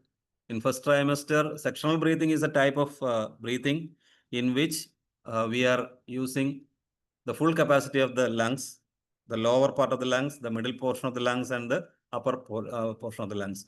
You can plainly tell abdominal breathing, diaphragmatic breathing, and clavicular breathing. That will be trained. And then Nadi Shodhana Pranayama, Brahmari, everybody knows. Just humming, just like humming like a bee. And Shidali Pranayama is done by protruding the tongue out and then inhaling air in. So that can be suggested. Shidali cannot be done by all people. Tongue will not fall equally for all. So in such people, you need not do Shidali, you can do Shidkarya, which is a hissing breath. So like that, initially it is 5 minutes. And after pranayama, dhyana for 5 minutes. And after that, in the second trimester, they can do this pranayama and then dhyana for 15 minutes. And then for third trimester also 15 minutes. Now, common relaxation techniques. These are the common relaxation techniques. These are instant relaxation, quick relaxation, and deep relaxation. Instant relaxation means a person can do relaxation within 2 minutes. That is usually done while starting pranayama. The person is advised to lie on the back and then keep the legs together, hands together, and will be asked to close the eyes and then inhale and tighten their toes, feet, calves, kneecaps, and clench the thighs and hips and tighten the whole body and then suddenly release. That type of relaxation is called instant relaxation. And quick relaxation is done in between yoga schedules. Suppose a person is doing 5-6 asanas at a stretch and feels a little tired. Then we can do quick relaxation where we will ask them to concentrate on their abdominal movements, how the abdomen moves up and down, and count the number of breaths and relax, close the eyes and lie in Shavasana. That is usually done within 5 minutes. And deep relaxation takes 10 to 20 minutes, where a yoga expert will give suggestion. If they can lie flat on the back during the initial phases, it's okay. Otherwise, don't force them. They can sit on a chair and then do relaxation technique. So I think I have taken how many minutes? 40 minutes or 30 minutes? 30 minutes. Now I think I'll stop it here and we will interact because there will be doubts. There will be doubts on how to do asanas, how to do pranayama, how to do relaxation. If deep relaxation is done for 10 to 20 minutes, if you ask, I'll explain how it is done. Then there is Omkara meditation. If it is not possible, we can tell the pregnant lady to sit or lie on the bed and then chant A, U, Ma. Initially, you can tell them to chant A like that. Then U, and later Om also. That is a simple technique. Otherwise, if you have time, you can go for deep relaxation technique.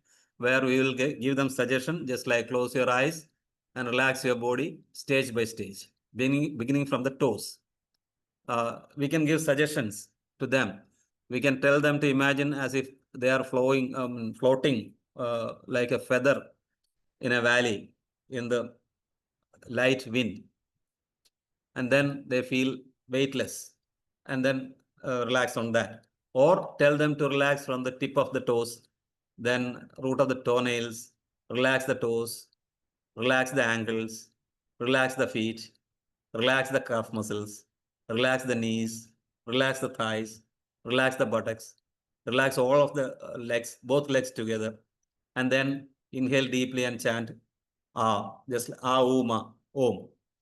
Initially, then chant ah like that. Then you follow the next step, and then oo like that, and then magara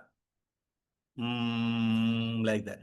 So it takes 20 minutes sometimes. Within 10 minutes also you can do. So I will stop it here abruptly and then ask your doubts.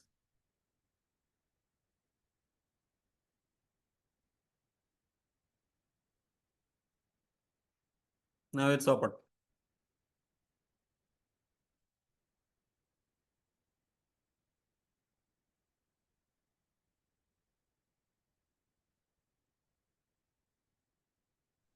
The call is now open for discussion. Please unmute yourself and share your queries or type in the chat box.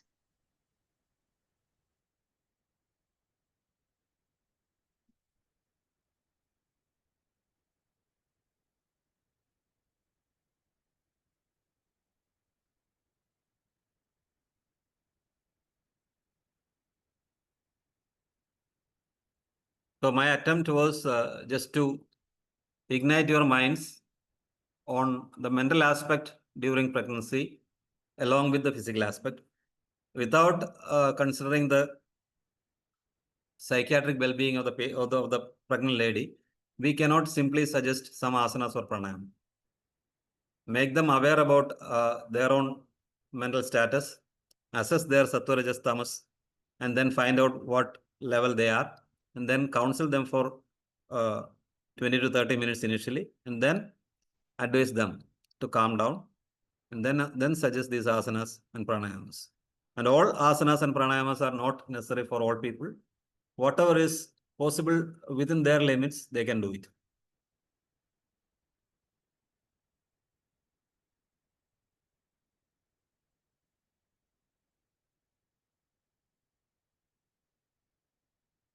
സംശയമൊന്നുമില്ലെന്ന് തോന്നുന്നു.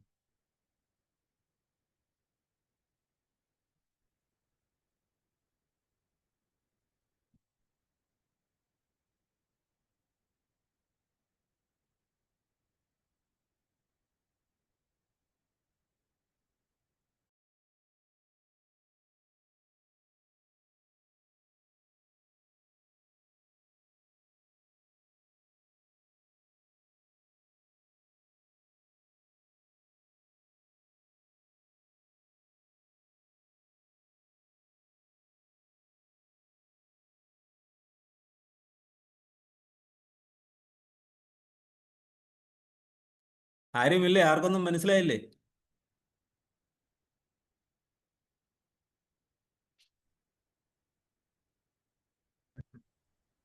Can you throw light upon meditations useful if the lady is anxious?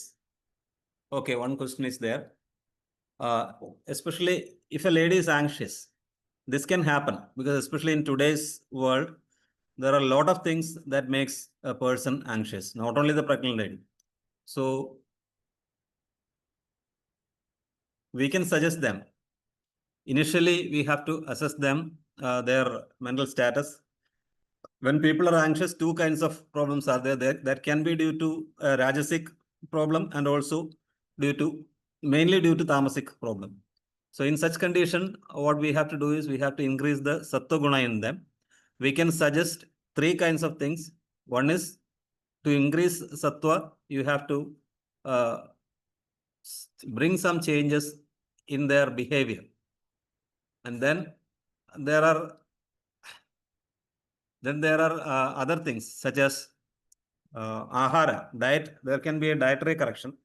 And then we have to tell them meditation which is to be done. Here, what I would suggest is, we will tell that it is natural to get anxious during pregnancy. There is nothing wrong in that. 99% of people get anxious. So we will suggest you to relax first. Just like in other places, even in movies, they tell you take a deep breath. So we will, anybody, especially ladies, they can have a free talk about, I mean, free means without any, what do you call it?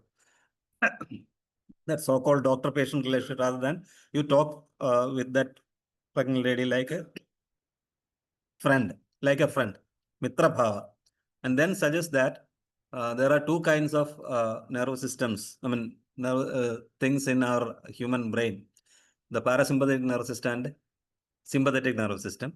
Sympathetic nervous system is that which gives you a flight or fight response. So that with the example you can tell, and then tell that there is another type which is called parasympathetic nervous system, which gets activated during this relaxation technique or say meditation.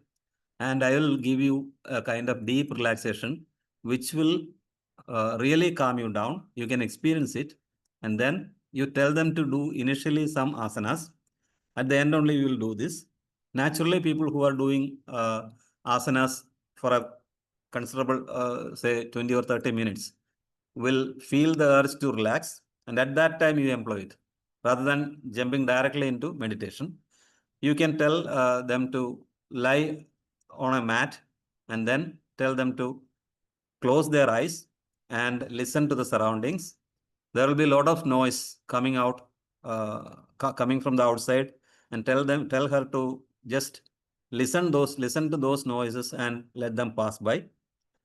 Maintain like that for 1 minute, and then you ask them to listen to yourself and you start giving instructions. Any one type you can take. You tell that lady to close her eyes and just imagine as if she is flowing in a beautiful valley. You can assess her also. Depending upon the assessment, you can suggest what suggestion you give. If she is a little bit imaginative, you can suggest the example of this feather which is flowing freely through a valley. Or you can tell, if that is not possible, you tell the lady to concentrate her attention to the tip of the toes and just imagine your tip toes, and then relax it. Just as I said previously, slowly relax the feet, then the ankle joint. It takes time. 10 minutes, 10 seconds, 20 seconds, like that, slowly. Uh, she will start following your voice. That is a guided meditation. And later, she can use even a recorded voice, or without that also she can do this. And in between, you can use the Omkara meditation. When when the concentration comes towards the hip region, you tell her to chant Ah, and when it reaches the chest level, U, and at the end, Ma. Like that you can do. It takes 10 to 20 minutes. That will really relax people. Second thing is, you can suggest the lady to do things with awareness. Awareness can be awareness of breath. You can tell her to simply lie on the cot, or in a slanting position she can lie, and just close the eyes and observe her breathing. You tell her simply to count the breath only. For say, count the breath for 20 times, 20 breaths. Usually people breathe 15 to 20 per minute. So when they complete 20 counts, you can tell to count again. Like that, you can count even up to 100. That is the only thing. The lady is counting her breath. Unknowingly, she is concentrating on her breath. And then you can tell her to inhale and raise her hand up. Inhale, 1 minute, I'll come on the video. Can you see me? Yes, sir. So tell her to hold the hand like this. Then this is for a lady who is having difficulty in concentrating. So without troubling her, you tell her to just stretch the hand and hold it like this. And then inhale and raise the hand up to the above the head and then reverse come. It is going like this and above the head it is coming like this. Okay. Kai mollo to uyrthi malarthu. Angane 10 തവണ ചെയ്യാൻ പറയാം. 10 times you tell her to do that. So initially you will tell simply do it, and then you tell inhale with say 4 seconds or 5 seconds and raise the hand up, and exhale with the same time initially, and then exhale with the double the time. You are inhaling up with 5, slowly you are moving like this, slowly like that. You are going for 5 seconds and then stretching it, and then come down with double the time. This is a pranayama technique. This can be done even while lying also. That is called Shayana pranayama. Unknowingly, the patient will start concentrating on her inner self. So this is the way in which you can teach people concentrate on themselves and meditate. Meditation does not mean that you should always chant the name of a god or anything. You can chant also. You can chant any god also.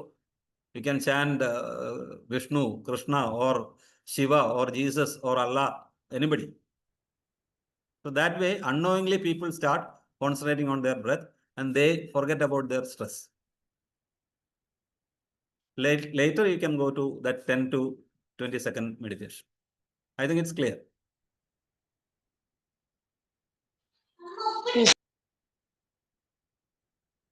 Okay.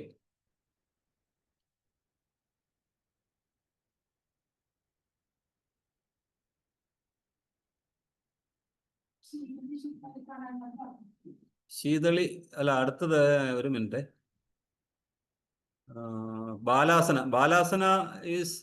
ബാലാസന കുട്ടി കമിഴ്ന്ന് കിടക്കുന്ന മാതിരിയുള്ള അതിന്റെ പടം ഇപ്പൊ എടുക്കണോ? ഞാനിവിടെ നെറ്റിൽ കാണിച്ചു തരാം, ഒരു minute.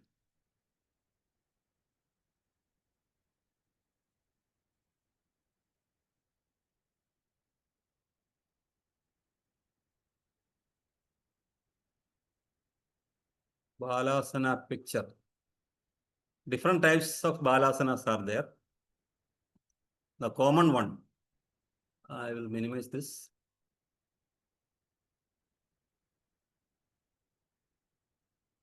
Balasana.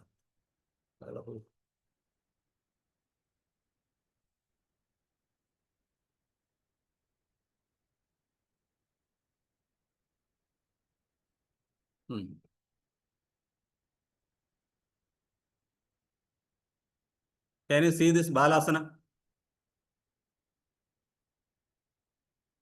Hello? Yes, sir. Okay.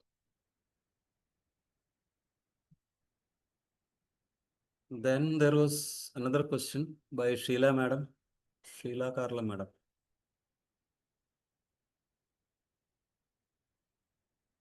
Stop this.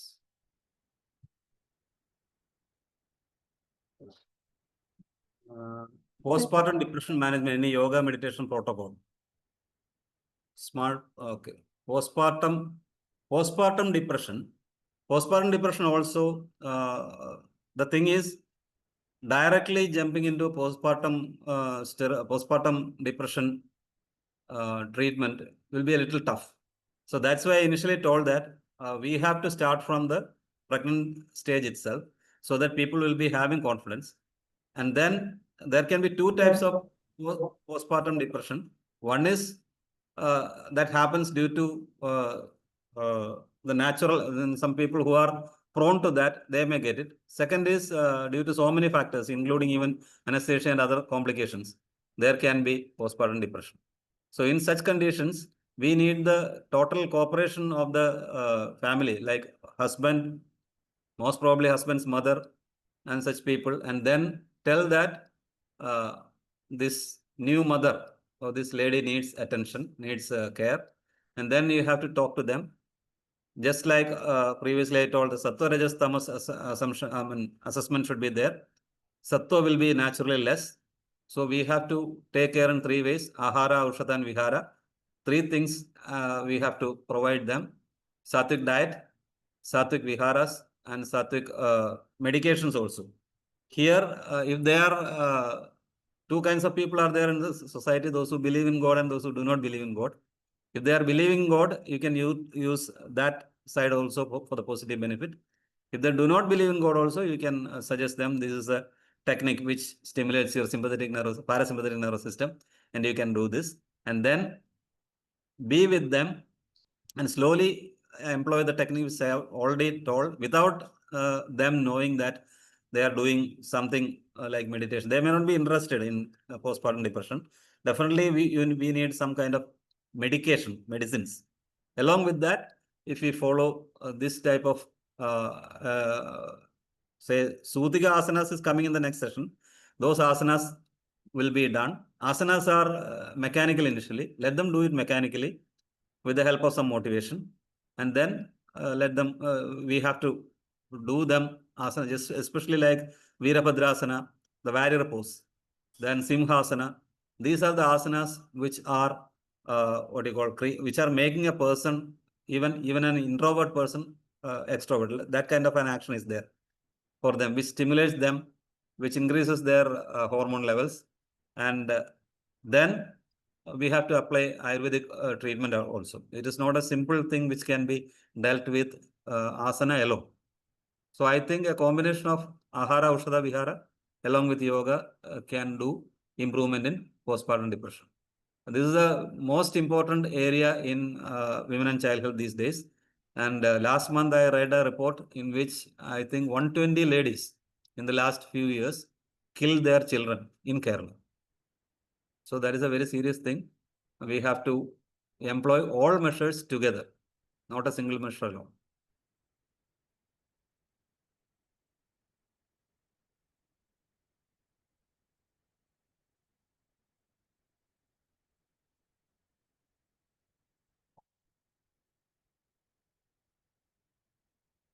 Okay.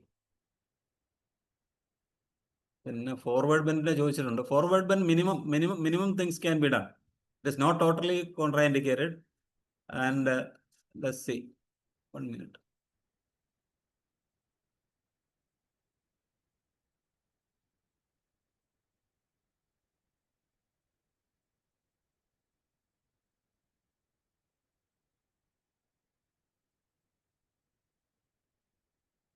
Balasana is not there as such. Last is there. Balasana is comparatively, it is a Balasana has a specialty. That is the asana in which almost all of us lie in the womb. It's the child's pose. Only because of that it can be done, which is not that much dangerous. I think that much is enough because one more presentation is remaining. So you can contact me through WhatsApp also if you have any other doubts. Or if anybody wants to ask anything, 1 minute. After that, I'll hand over this to Vinraj sir, who will be eagerly waiting. Postpartum depression cases can be discussed there as well.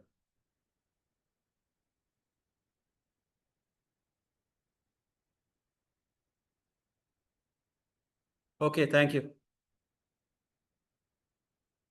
Ore.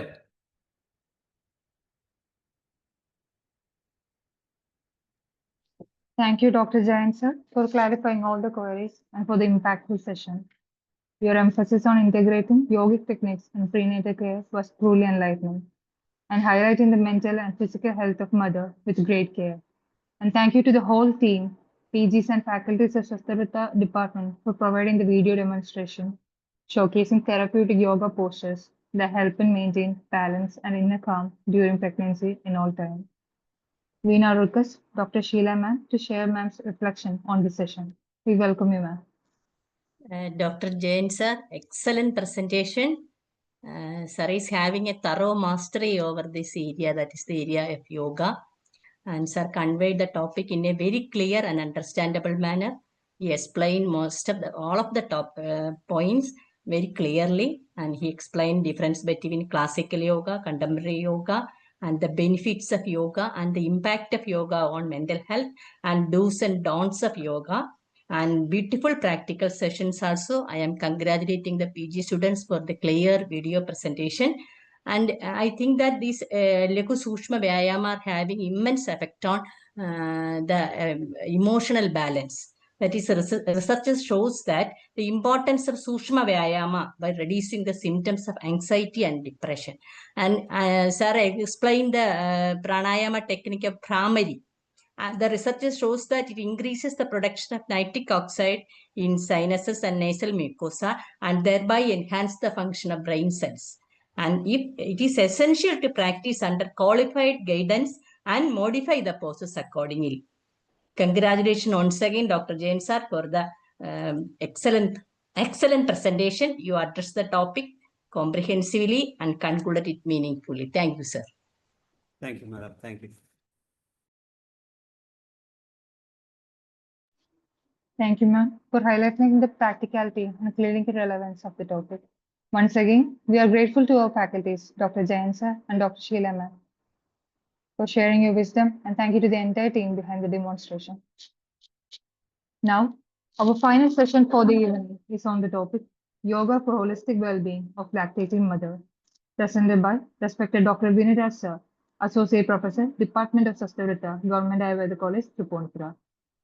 Sir completed BAMS from Government Ayurveda College, Tripunithura, and MD in Sastavrita from Government Ayurveda College, Thiruvananthapuram. He served as a medical officer in ISM before joining academics.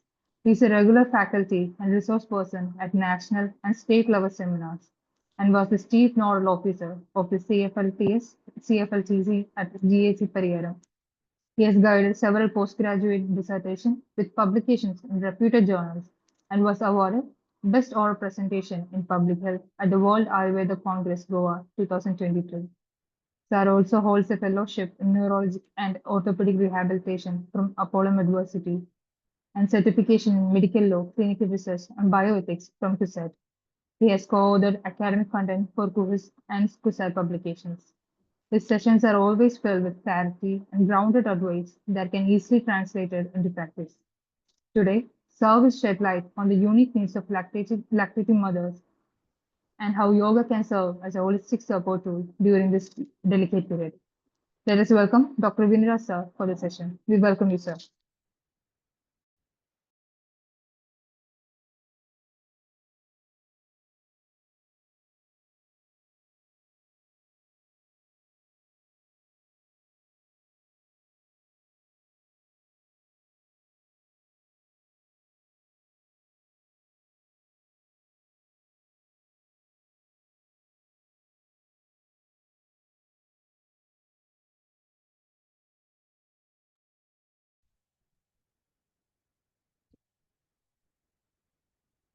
Share ചെയ്തിട്ടുണ്ട്.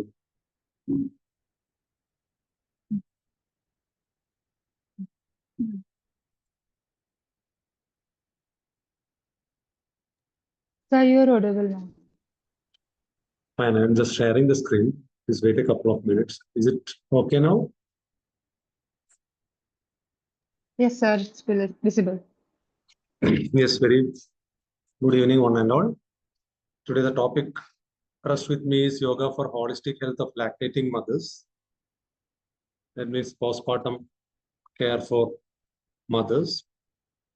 So I'll directly get into my topic. Why yoga is very important in postpartum period. Usually postpartum period is very much overlooked with respect to mother's health because most of the focus will be rested upon the baby, even the family members, the partners, all are caring about the baby, and many a times the care of the mother is over.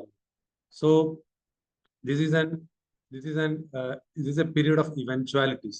So even we call the delivery upon 3 trimesters, and the 4th trimester is postpartum period.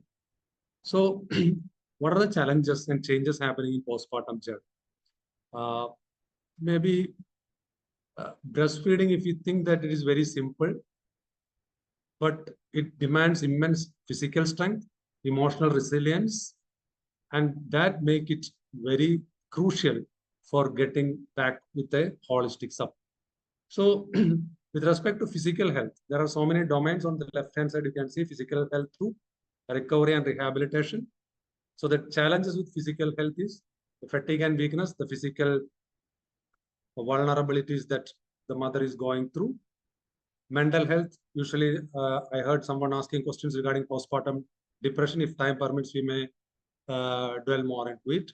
Postpartum depression, you might have heard about baby blue syndromes for the mother. Lactation with respect to low milk supply, how yoga can help. Hormonal changes, mood swings, mood instabilities, musculoskeletal issues like back pain, social and lifestyle stigmas happen. Medical complications like anemia can happen. Starting from anemia, very grave complications can happen. And postpartum recovery and rehabilitation is very important. So a very challenging phase for mothers happens during the 4th trimester, if you could call it so. So the dimensions of holistic well-being in lactating mothers. What all things we should care about? So in the physical well-being, we should care more upon getting adequate rest and sleep for the mother. Mental and emotional well-being, stress regulation and coping, spiritual and psychological well-being, where value systems should promote resilience. And the social and well-being, social well-being is also very important because it is a very determinant to health, the social determinants of health, as important as environmental well-being. So the entire family and the surroundings, especially the society, should take care of the postpartum days of a mother. It's very valuable and very important. So coming directly into the specific learning objectives, I know that you are glued to the screen for a while, for a pretty long time. I'll try to finish my talk within 15 to 20 minutes, hopefully.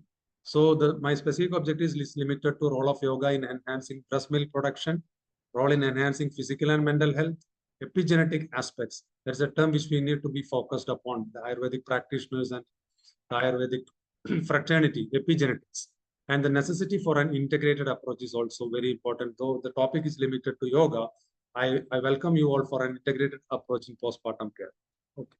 So where Jain sir has stopped, I should pitch in from there, it seems. So I'll just mention the difference in yogic perspective with compared to antenatal yoga and postpartum. So on the left-hand side, you can see the timing of practice, the primary goals, physical considerations, the contraindications, etc., etc. And when can we initiate a practice in the postpartum period? Typically from 6 weeks postpartum for normal deliveries and 8 to 12 weeks after cesarean section. But the practice of yoga is very much personalized. There are no hard and fast rules. Even with cesarean sections, we can initiate yoga practice postpartum within 4 to 6 weeks also. So I mean to say that every yoga practice with respect to postpartum care is personalized. Person to person, it varies. So the primary goal in postpartum care with respect to yoga is to strengthen the pelvic muscle or then the pelvic floor, especially the levator ani muscles, etc. And the physical considerations must be dwelled upon postnatal fatigue correction. And there should be precautions. The common asanas you can learn for a while, Sedubandhasana, Balasana, Baddhakonasana, many of the asanas were discussed by Jayant sir. And the breathing techniques carry very much importance. And it is the pivotal point where which the postpartum care is relied up. Meditation and relaxation also very important. And there are contraindications also. If there are complications, it's like postpartum hemorrhage, then anemias, then infections, etc., that the yoga practice should be contraindicated. Okay.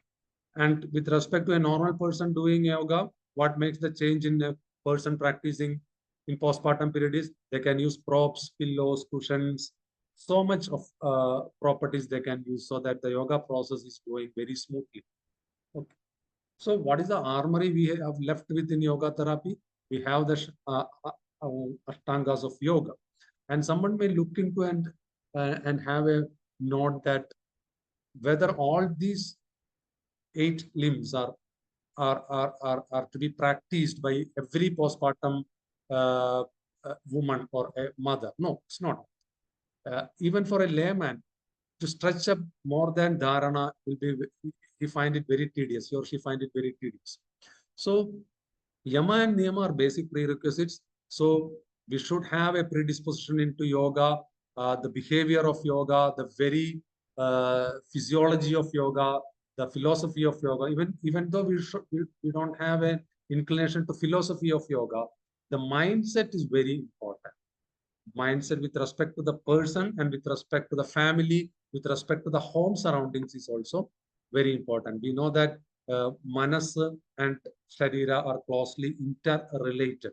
So the manas will catch up everything with respect to sound, especially during the gestational period of a fetus. So manas, if you prepare the lady with respect to psychological and physical challenges during the conceptual period and during the postpartum period, yama and niyama could help you very much in it. And the physical postures, asana, needless to say, and pranayama are the main armory we have in yoga practice. And stretching into mindfulness, stretching into concentration, we call it dharana. And if you can stretch or pull on for a long time, a bit more, you can reach up to that. Samadhi is not intended for a lay person. So yama, niyama, asana, pranayama with a bit of dharana and dhyana can get beautiful results in the postpartum period. As I am restricting my topic only to postpartum period, these are the tools with high relevance. Okay. So coming to the physical aspects, you know that we practice asanas, and which all asanas we need to practice, we will discuss in the coming slides. I'm not getting into the details of the physiological changes, what happen when we practice asana because of time constraints. So yoga role in enhancing breast milk production, it is pivoting around three topics, three pillars: hormonal activation, increased milk supply, and stress reduction. If you ask me how much change in volume milk production can happen after practice of yoga with respect to asana and pranayama, I will say 3.5 ounces per feeding at least increase when compared to a person not practicing yoga, asana, and pranayama.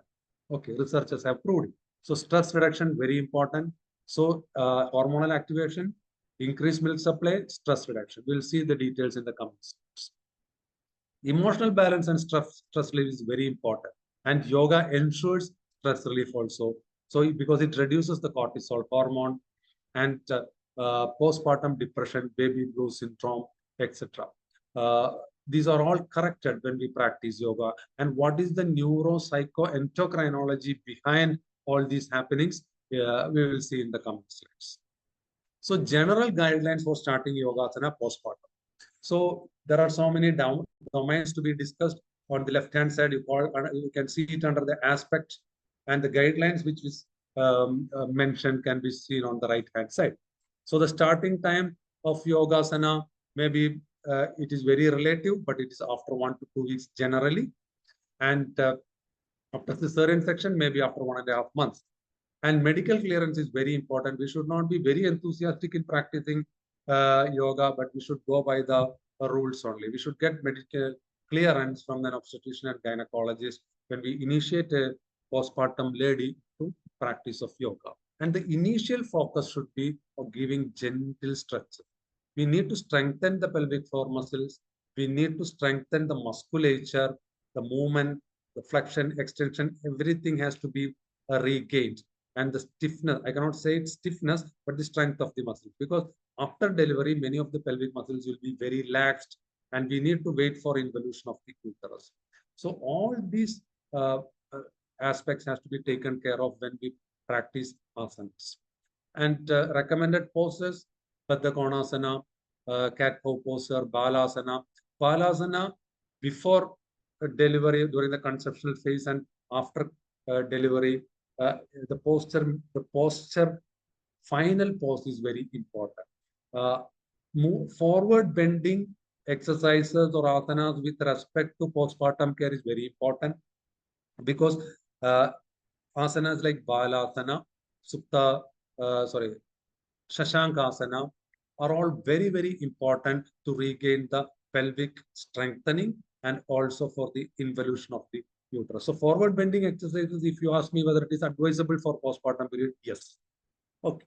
And the duration and intensity, many studies give different time periods for yoga practice, but fixing an yoga practice for 20 minutes to 60 minutes per day is appreciable and likely. So the duration depends from person to person. The endurance, the power of the patient is different. So 20 to 45 minutes somewhere around can be set as the time period for practice of yoga.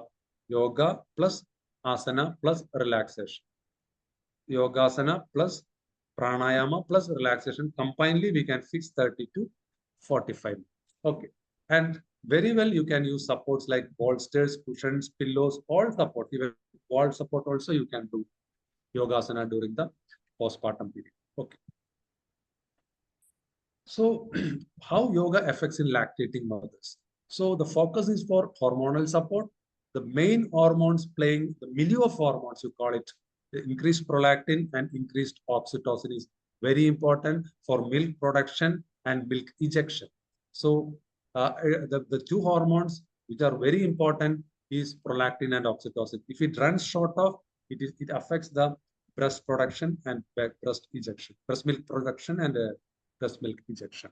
And moreover, yoga practices enhance the confidence and maternal baby attachment. Very important. So that itself reduces the postpartum tension, anxiety, fears, etc., etc. Because you built in more and more confidence and attachment between the mother and the baby. So the mental health and quality of life is very much preserved. The quality of life is preserved. And in addition, we get a bonus like milk volume improvement when we practice yoga and pranayama. There are many articles to defend. If you ask for evidence-based, there are many Scopus indexed articles available with. And to start with, I just mentioned the effect of yoga training on postpartum prolactin and oxytocin levels in primary para. So it came in JML journal, and you can access it in Google and find out what all happened. So coming to the asanas directly, because we have very less time. Supta Baddha Konasana, can see the props and bolsters used by this lady and the properties used, pillow, cushions, etc. So Supta Vajratana, what the purpose of doing is Supta Baddha Konasana is to gently stretch the pelvic musculature to regain the tone and strength. So this is one asana you can very well perform.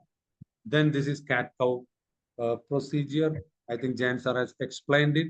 So we breathe, we inhale and bow up, and we curve down and we exhale. So this is very important to regain the abdominal musculature and pelvic musculature back into normal. And this is Balasana, forward bending. This is a modification of Shashangasana. These are forward bending exercises, very, very important for uterine involution. And in case of gentle uterine prolapse also, Balasana. Excuse me, kindly mute out. Balasana can regain the pelvic musculature. Then a very important asana is Bhujangasana. Bhujangasana extends the spine, but at the same time, it stretches gently the abdominal musculature and the pelvic musculature. Very, very important. So this is Sedu Bandhasana. Generally, we call it the bridge pose. And if you find it very difficult for your postpartum lady to perform this asana, just give modified Sedu Bandhasana as if not stretching up to the level which in this picture is shown. You can do modified postures also. Pelvic bridging, Sedu Bandhasana, very, very important. And the an add-on posture of Sedu Bandhasana, we call it the table pose. It is very, very much to be done under medical supervision.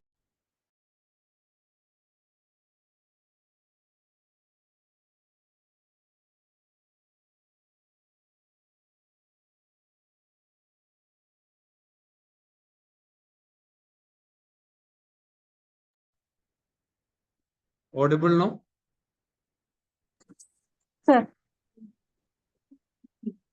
Yes. So to start with, you can start from Dandasana, sitting very comfortably. The very position itself stretches the pelvic musculature.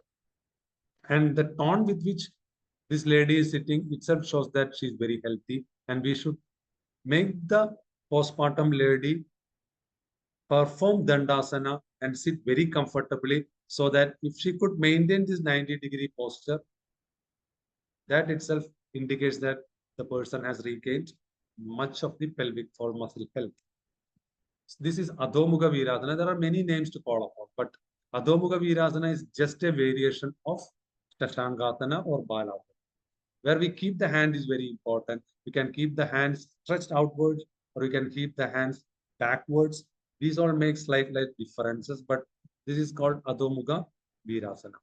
And Shavasana to end with, Shavasana is very likely to give relaxation. And lying in this Shavasana posture itself, we can practice Shayana Pranayama, which Jayanta was mentioning. While doing the Shayana Pranayama, you have to bring the legs closer, and breathing in, we will move the arms up 180 degree, and while breathing out, we'll bring back to the normal position. So moving up, inhaling, moving down, exhaling. Shavasana, very, very good posture to maintain calmness and composed state of mind.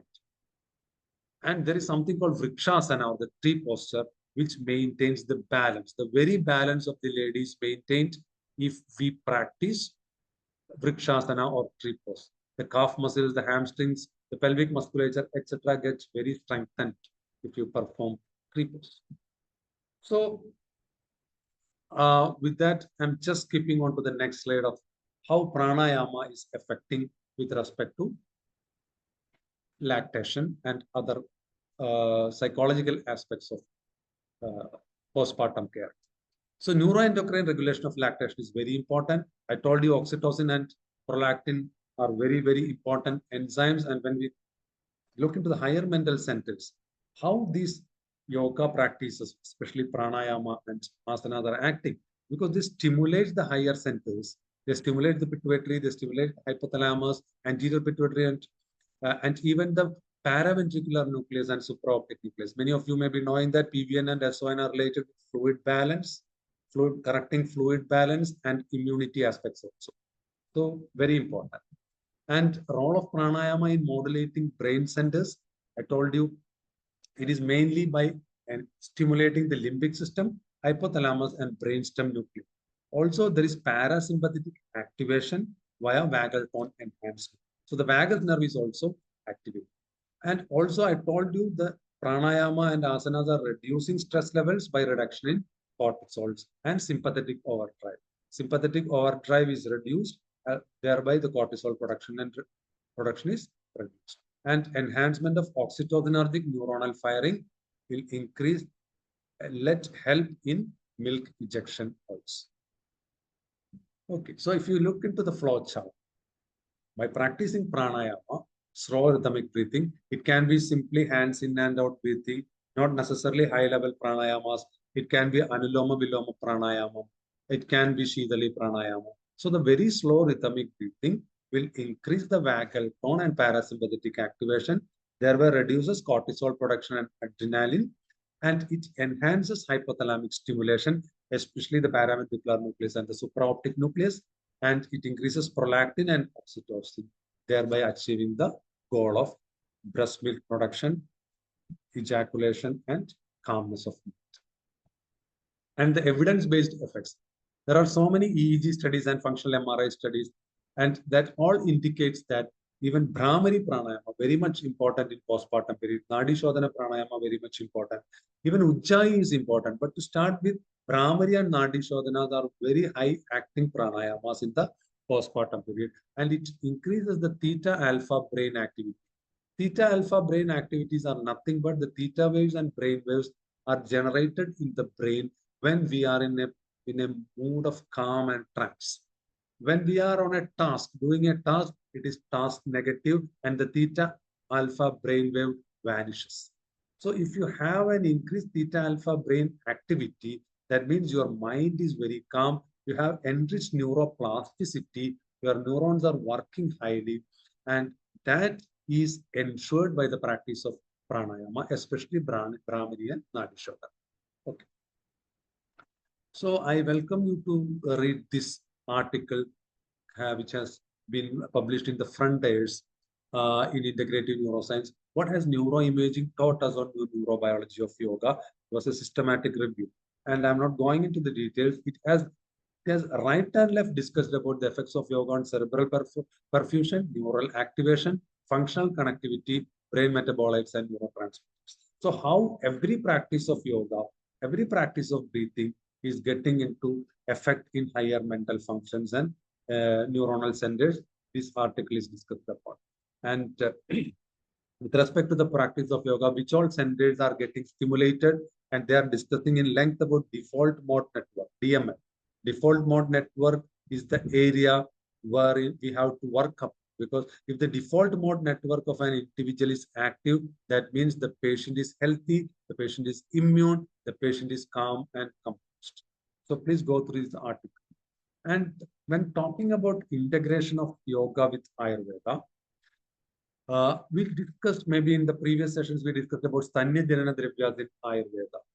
And pharmacologically, we are giving galactagogues, rasayana, like Guruji, Ashwagandha, XY, anything to induce Stanya. But we are not discussing upon the neuroendocrine environment of the lactating mother, which is very crucial. So by giving galactagogues, Ayurvedic rasayanas, Medhya rasayanas, and simultaneously practicing pranayama, especially Anuloma Viloma Pranayama, Nadi Shuddhi Pranayama, and Brahmari Pranayama, the neuroendocrine environment of the lady, postpartum lady, is also enriched. And that integrated approach can yield better results with respect to postpartum care, and even with respect to gestational care also. So when should we start pranayama? The delivery type is normal vaginal delivery. Can start very well within 1 week, 7 days. Cesarean section after 2 to 3 weeks. And if there are complications, the practice is contraindicated.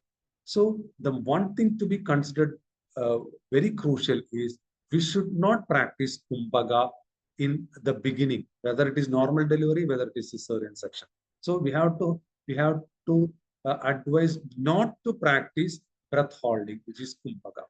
So what is the difference between Nadi Shodhana Pranayama and Anuloma Viloma Pranayama? Means Nadi Shodhana Pranayama incorporates Kumbhaga also. Holding is. Whereas Anuloma Viloma Pranayama means there is simple breath intake and exhalation without retention. So that is why I told you the beginners should venture into practice of Anuloma Viloma Pranayama. So you can start with simple deep abdominal breathing. For that matter, hands in and out breathing is also very important. I have put pictures also into it. Jain sir has mentioned about simple breathing techniques. And to start with, you can do hands in and out breathing in 3 angles, maybe 90 degree, 120 degree, and 180 degree. That was sir talking about moving up like this, coming down like this. So hands in and out breathing is very important. You can initiate it from the very first week itself. Brahmari, needless to mention again, I have talked about Anuloma Viloma Pranayama. Shitali and Shitari also carries very high effect with respect to mental calmness and consolation. This is hand in and out breathing. Starting from here, we stretches. When we stretch, we breathe in. When we come closer, we breathe. So this is Brahmari Pranayama. Many of you are familiar with, I am sure. Shitali Pranayama, the particular way the tongue is kept is very important. We have to roll in the tongue and perform Shitali Pranayama. So quickly we'll rush into the epigenetic aspects also. What is epigenetics and why we are talking about epigenetics? Epigenetics is the study of heritable changes in gene function. That means the DNA code is not altered, but we can modify some of the expressions of the gene if we practice epigenetic influencers. For that matter, in modern terminology, they regulate gene expression with respect to DNA methylation, histone modification, and non-coding. So the script of the DNA is not changed, but we can stimulate some of the protein expressions, some of the gene expressions, and achieve positive results. By practice of yoga, by practice of pranayama, by practicing into the Trayobastambhas of Ayurveda, like proper sleep pattern, proper ahara, and proper vihara, we are just doing an epigenetic influence into our genetic sequencing for the DNA sequencing and highlighting it for achieving immune responses, positive immune responses. So I talked about DNA methylation, histone modification, and non-coding RNAs, and what they are doing in the normal function.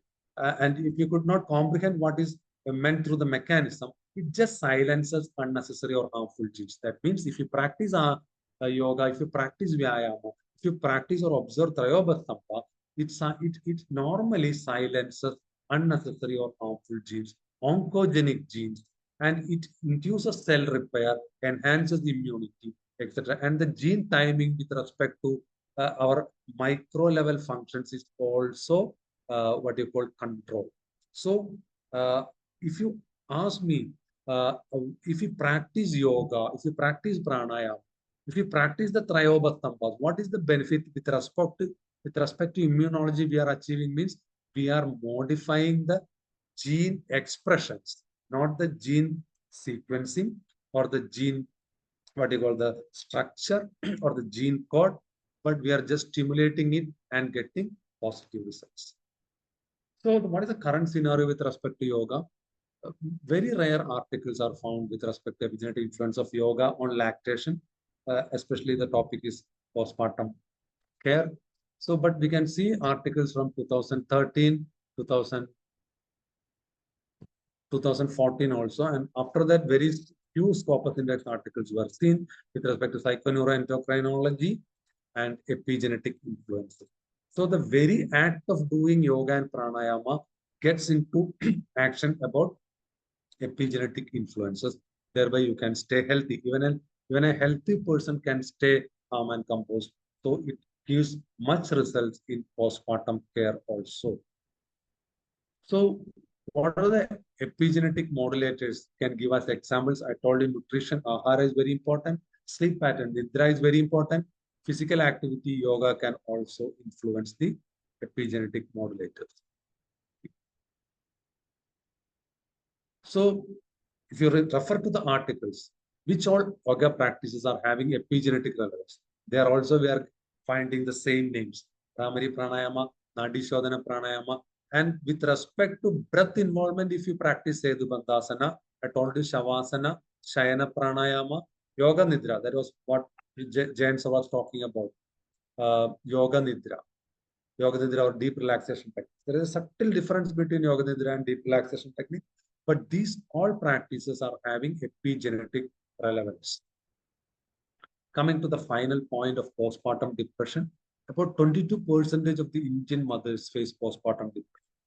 This news came into hit in a very reputed daily, Malayalam daily, and it shows that postpartum depression and baby blues syndrome in Kerala peaks up to 28%. And even the baby blues syndrome, a very limited time period of anxiety, depression, mood swings, which resolves within 2 to 3 weeks, very natural. It is prevalent about 50 to 60% among the postpartum ladies in Kerala. And many doesn't even know that they are going through that stage of postpartum depression, or maybe postpartum depression they may be experiencing, or they may be knowing about, but baby blues they may not be experiencing. Almost 50 to 85% of the postpartum ladies in Kerala are experiencing baby blue syndrome. And you can see n number of journals with respect to postpartum depression, Scopus Index journal. I'm not getting into the details. So implications for holistic well-being of lactating mothers. So it gives a three-dimensional approach. It reduces cortisol production, enhanced maternal baby bonding, hypothalamo-adrenal axis regulation, fastens postpartum recovery, very important, enhances sleep quality, and it takes into care of the dhridi component of a person. That means the emotional stability is addressed. No other interventions are addressing the dhridi component of our higher mental function, because we know that the dhridi, smriti are very important. And if you look into the entire Ayurveda pharmacology, you cannot see any medicine which gives you dhridi. And dhridi is a very epigenetic influencer, and you can achieve dhridi by the practice of pranayama. Okay. And very important is we have to watch to the postpartum lady, and the person itself has to listen to her body, because there are so much mood swings.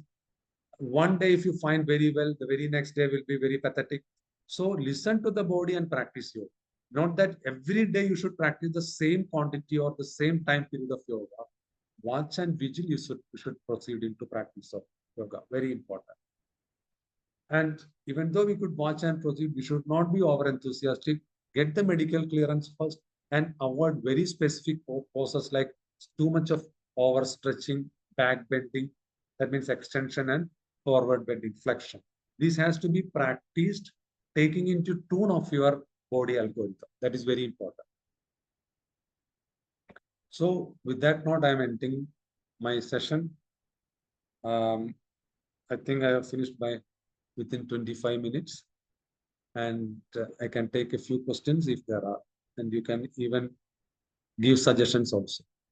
Thank you.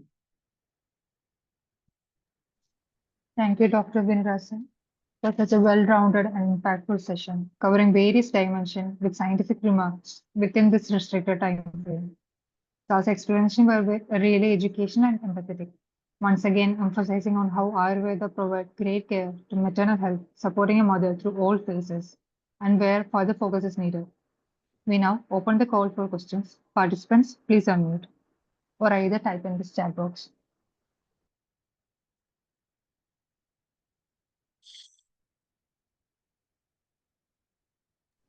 Sir, there is a question in the chat box. Can you please read it out? Yes. Sir, Shayana Pranayama, can we correlate to Yoga Nidra? No. Shayana Pranayama and Yoga Nidra are two different entities. Yoga Nidra we practice very systematically, step by step, and it takes around 15 to 20 minutes. But that means deep relaxation technique, and Yoga Nidra takes 15 to 20 minutes at least. Shayana Pranayama will go by maybe within 3 minutes or 5 minutes. It's not up to the stretch of time. You can practice 10 times, 15 times, 20 times as per your capability. It is just lying down, just concentrating, listening to your body, breathing in, bringing the hands up back to 180 degree and stay for 1 or 2 seconds, coming down, bringing the hands back, bringing the hands back when you are breathing out. That is what.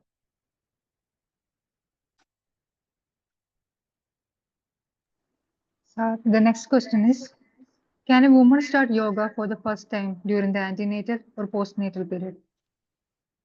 If you are inclined to yoga at any point of time, you are free to do yoga.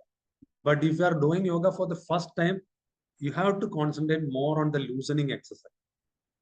Loosening exercise is very important because we have to set a premise so that we can advance into further levels of practice.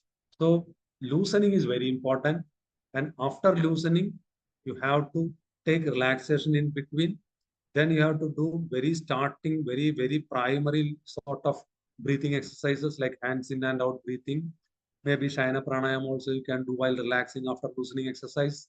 And slowly, you can creep into practice of postures. And when you are practicing yoga, you are not supposed to achieve 100% perfection in yoga. Whatever possible touch you can give, limit to that, do with three-dimensional awareness, do with breath involvement, and don't jerk up. Suppose you can do up to 40% of what a normal person is doing, that is well and enough.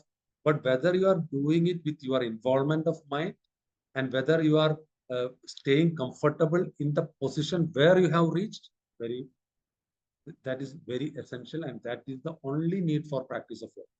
And by continuous practice, you can improve upon practice of yoga. So antenatal period, postnatal period, after the first trimester, you can do practice of yoga, no problem, but under strict medical supervision. And if you are very habituated on practicing yoga, at any point of time, you can initiate doing a step more further than those who are.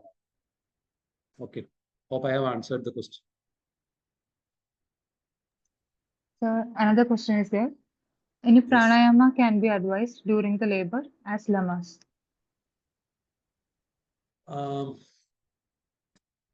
Actually, I haven't seen any studies with respect to that. But before labor also, you can do Anulom Vilom Pranayamam and Shayana Pranayamam for that aspect. Shayana Pranayamam can be done even for a quadriplegic patient. So that means quadriplegic, I'm sorry, quadriplegic patient means not quadriplegia, maybe paraplegia. The hands are free.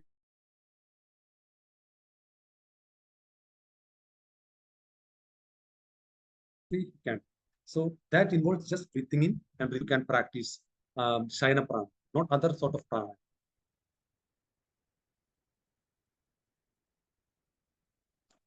that reduces the sympathetic outrage. That is very important. It reduces the stress hormones. Even Shayana Pranayama has proven effects in reducing cortisol. It is having multi-dimensional effects also. Those who are having postpartum or even gestational period low back pain can practice Shayana Pranayama, because Shayana Pranayama is a self-traction method. With a slight difference, you can practice Shayana Pranayama, which gives traction to the spine, mild, gentle traction to the spine.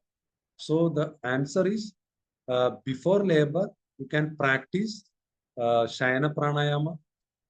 While lying down, you can practice Anuloma Viloma Pranayama. That's okay. Thank you, sir, for clarifying the doubts. We invite Dr. Sheila ma'am to kindly offer concluding reflection for the session. Dr. Viniraj, as always, your presentation was both excellent and impactful.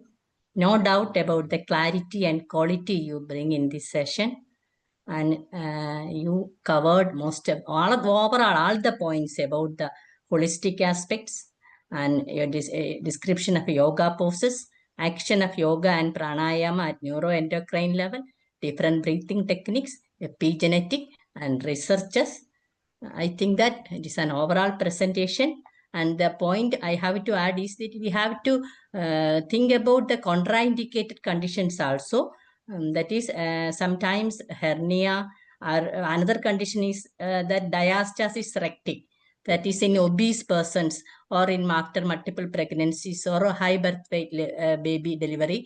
There will be a difference in muscular abdominal musculature. So we have to carefully watch it.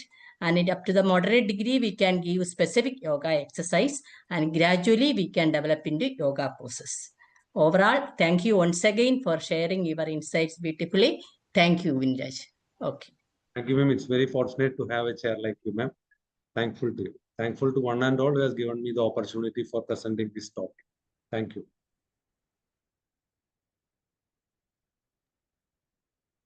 Thank you again, ma'am, for wrapping up the session with such thoughtful insights. With that, we come to the close of day 4 of our national webinar series. A heartfelt thanks to our esteemed speakers. Thank you, Dr. Sriraj sir, for helping us reflect deeply on dietary patterns and their consequence. Thank you, Dr. Jayan sir, for enriching us with therapeutic perspective on prenatal yoga. And thank you, Dr. Viniraj sir, for bringing light on the postnatal journey through yogic support.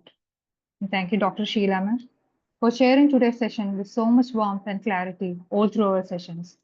We are also grateful to our participants for being part of this academic exchange and for your active engagement and patience.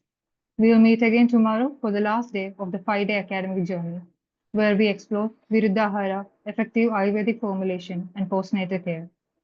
And we'll end our program with the valedictory function. Till then, wishing you all a peaceful and reflective evening. Thank you.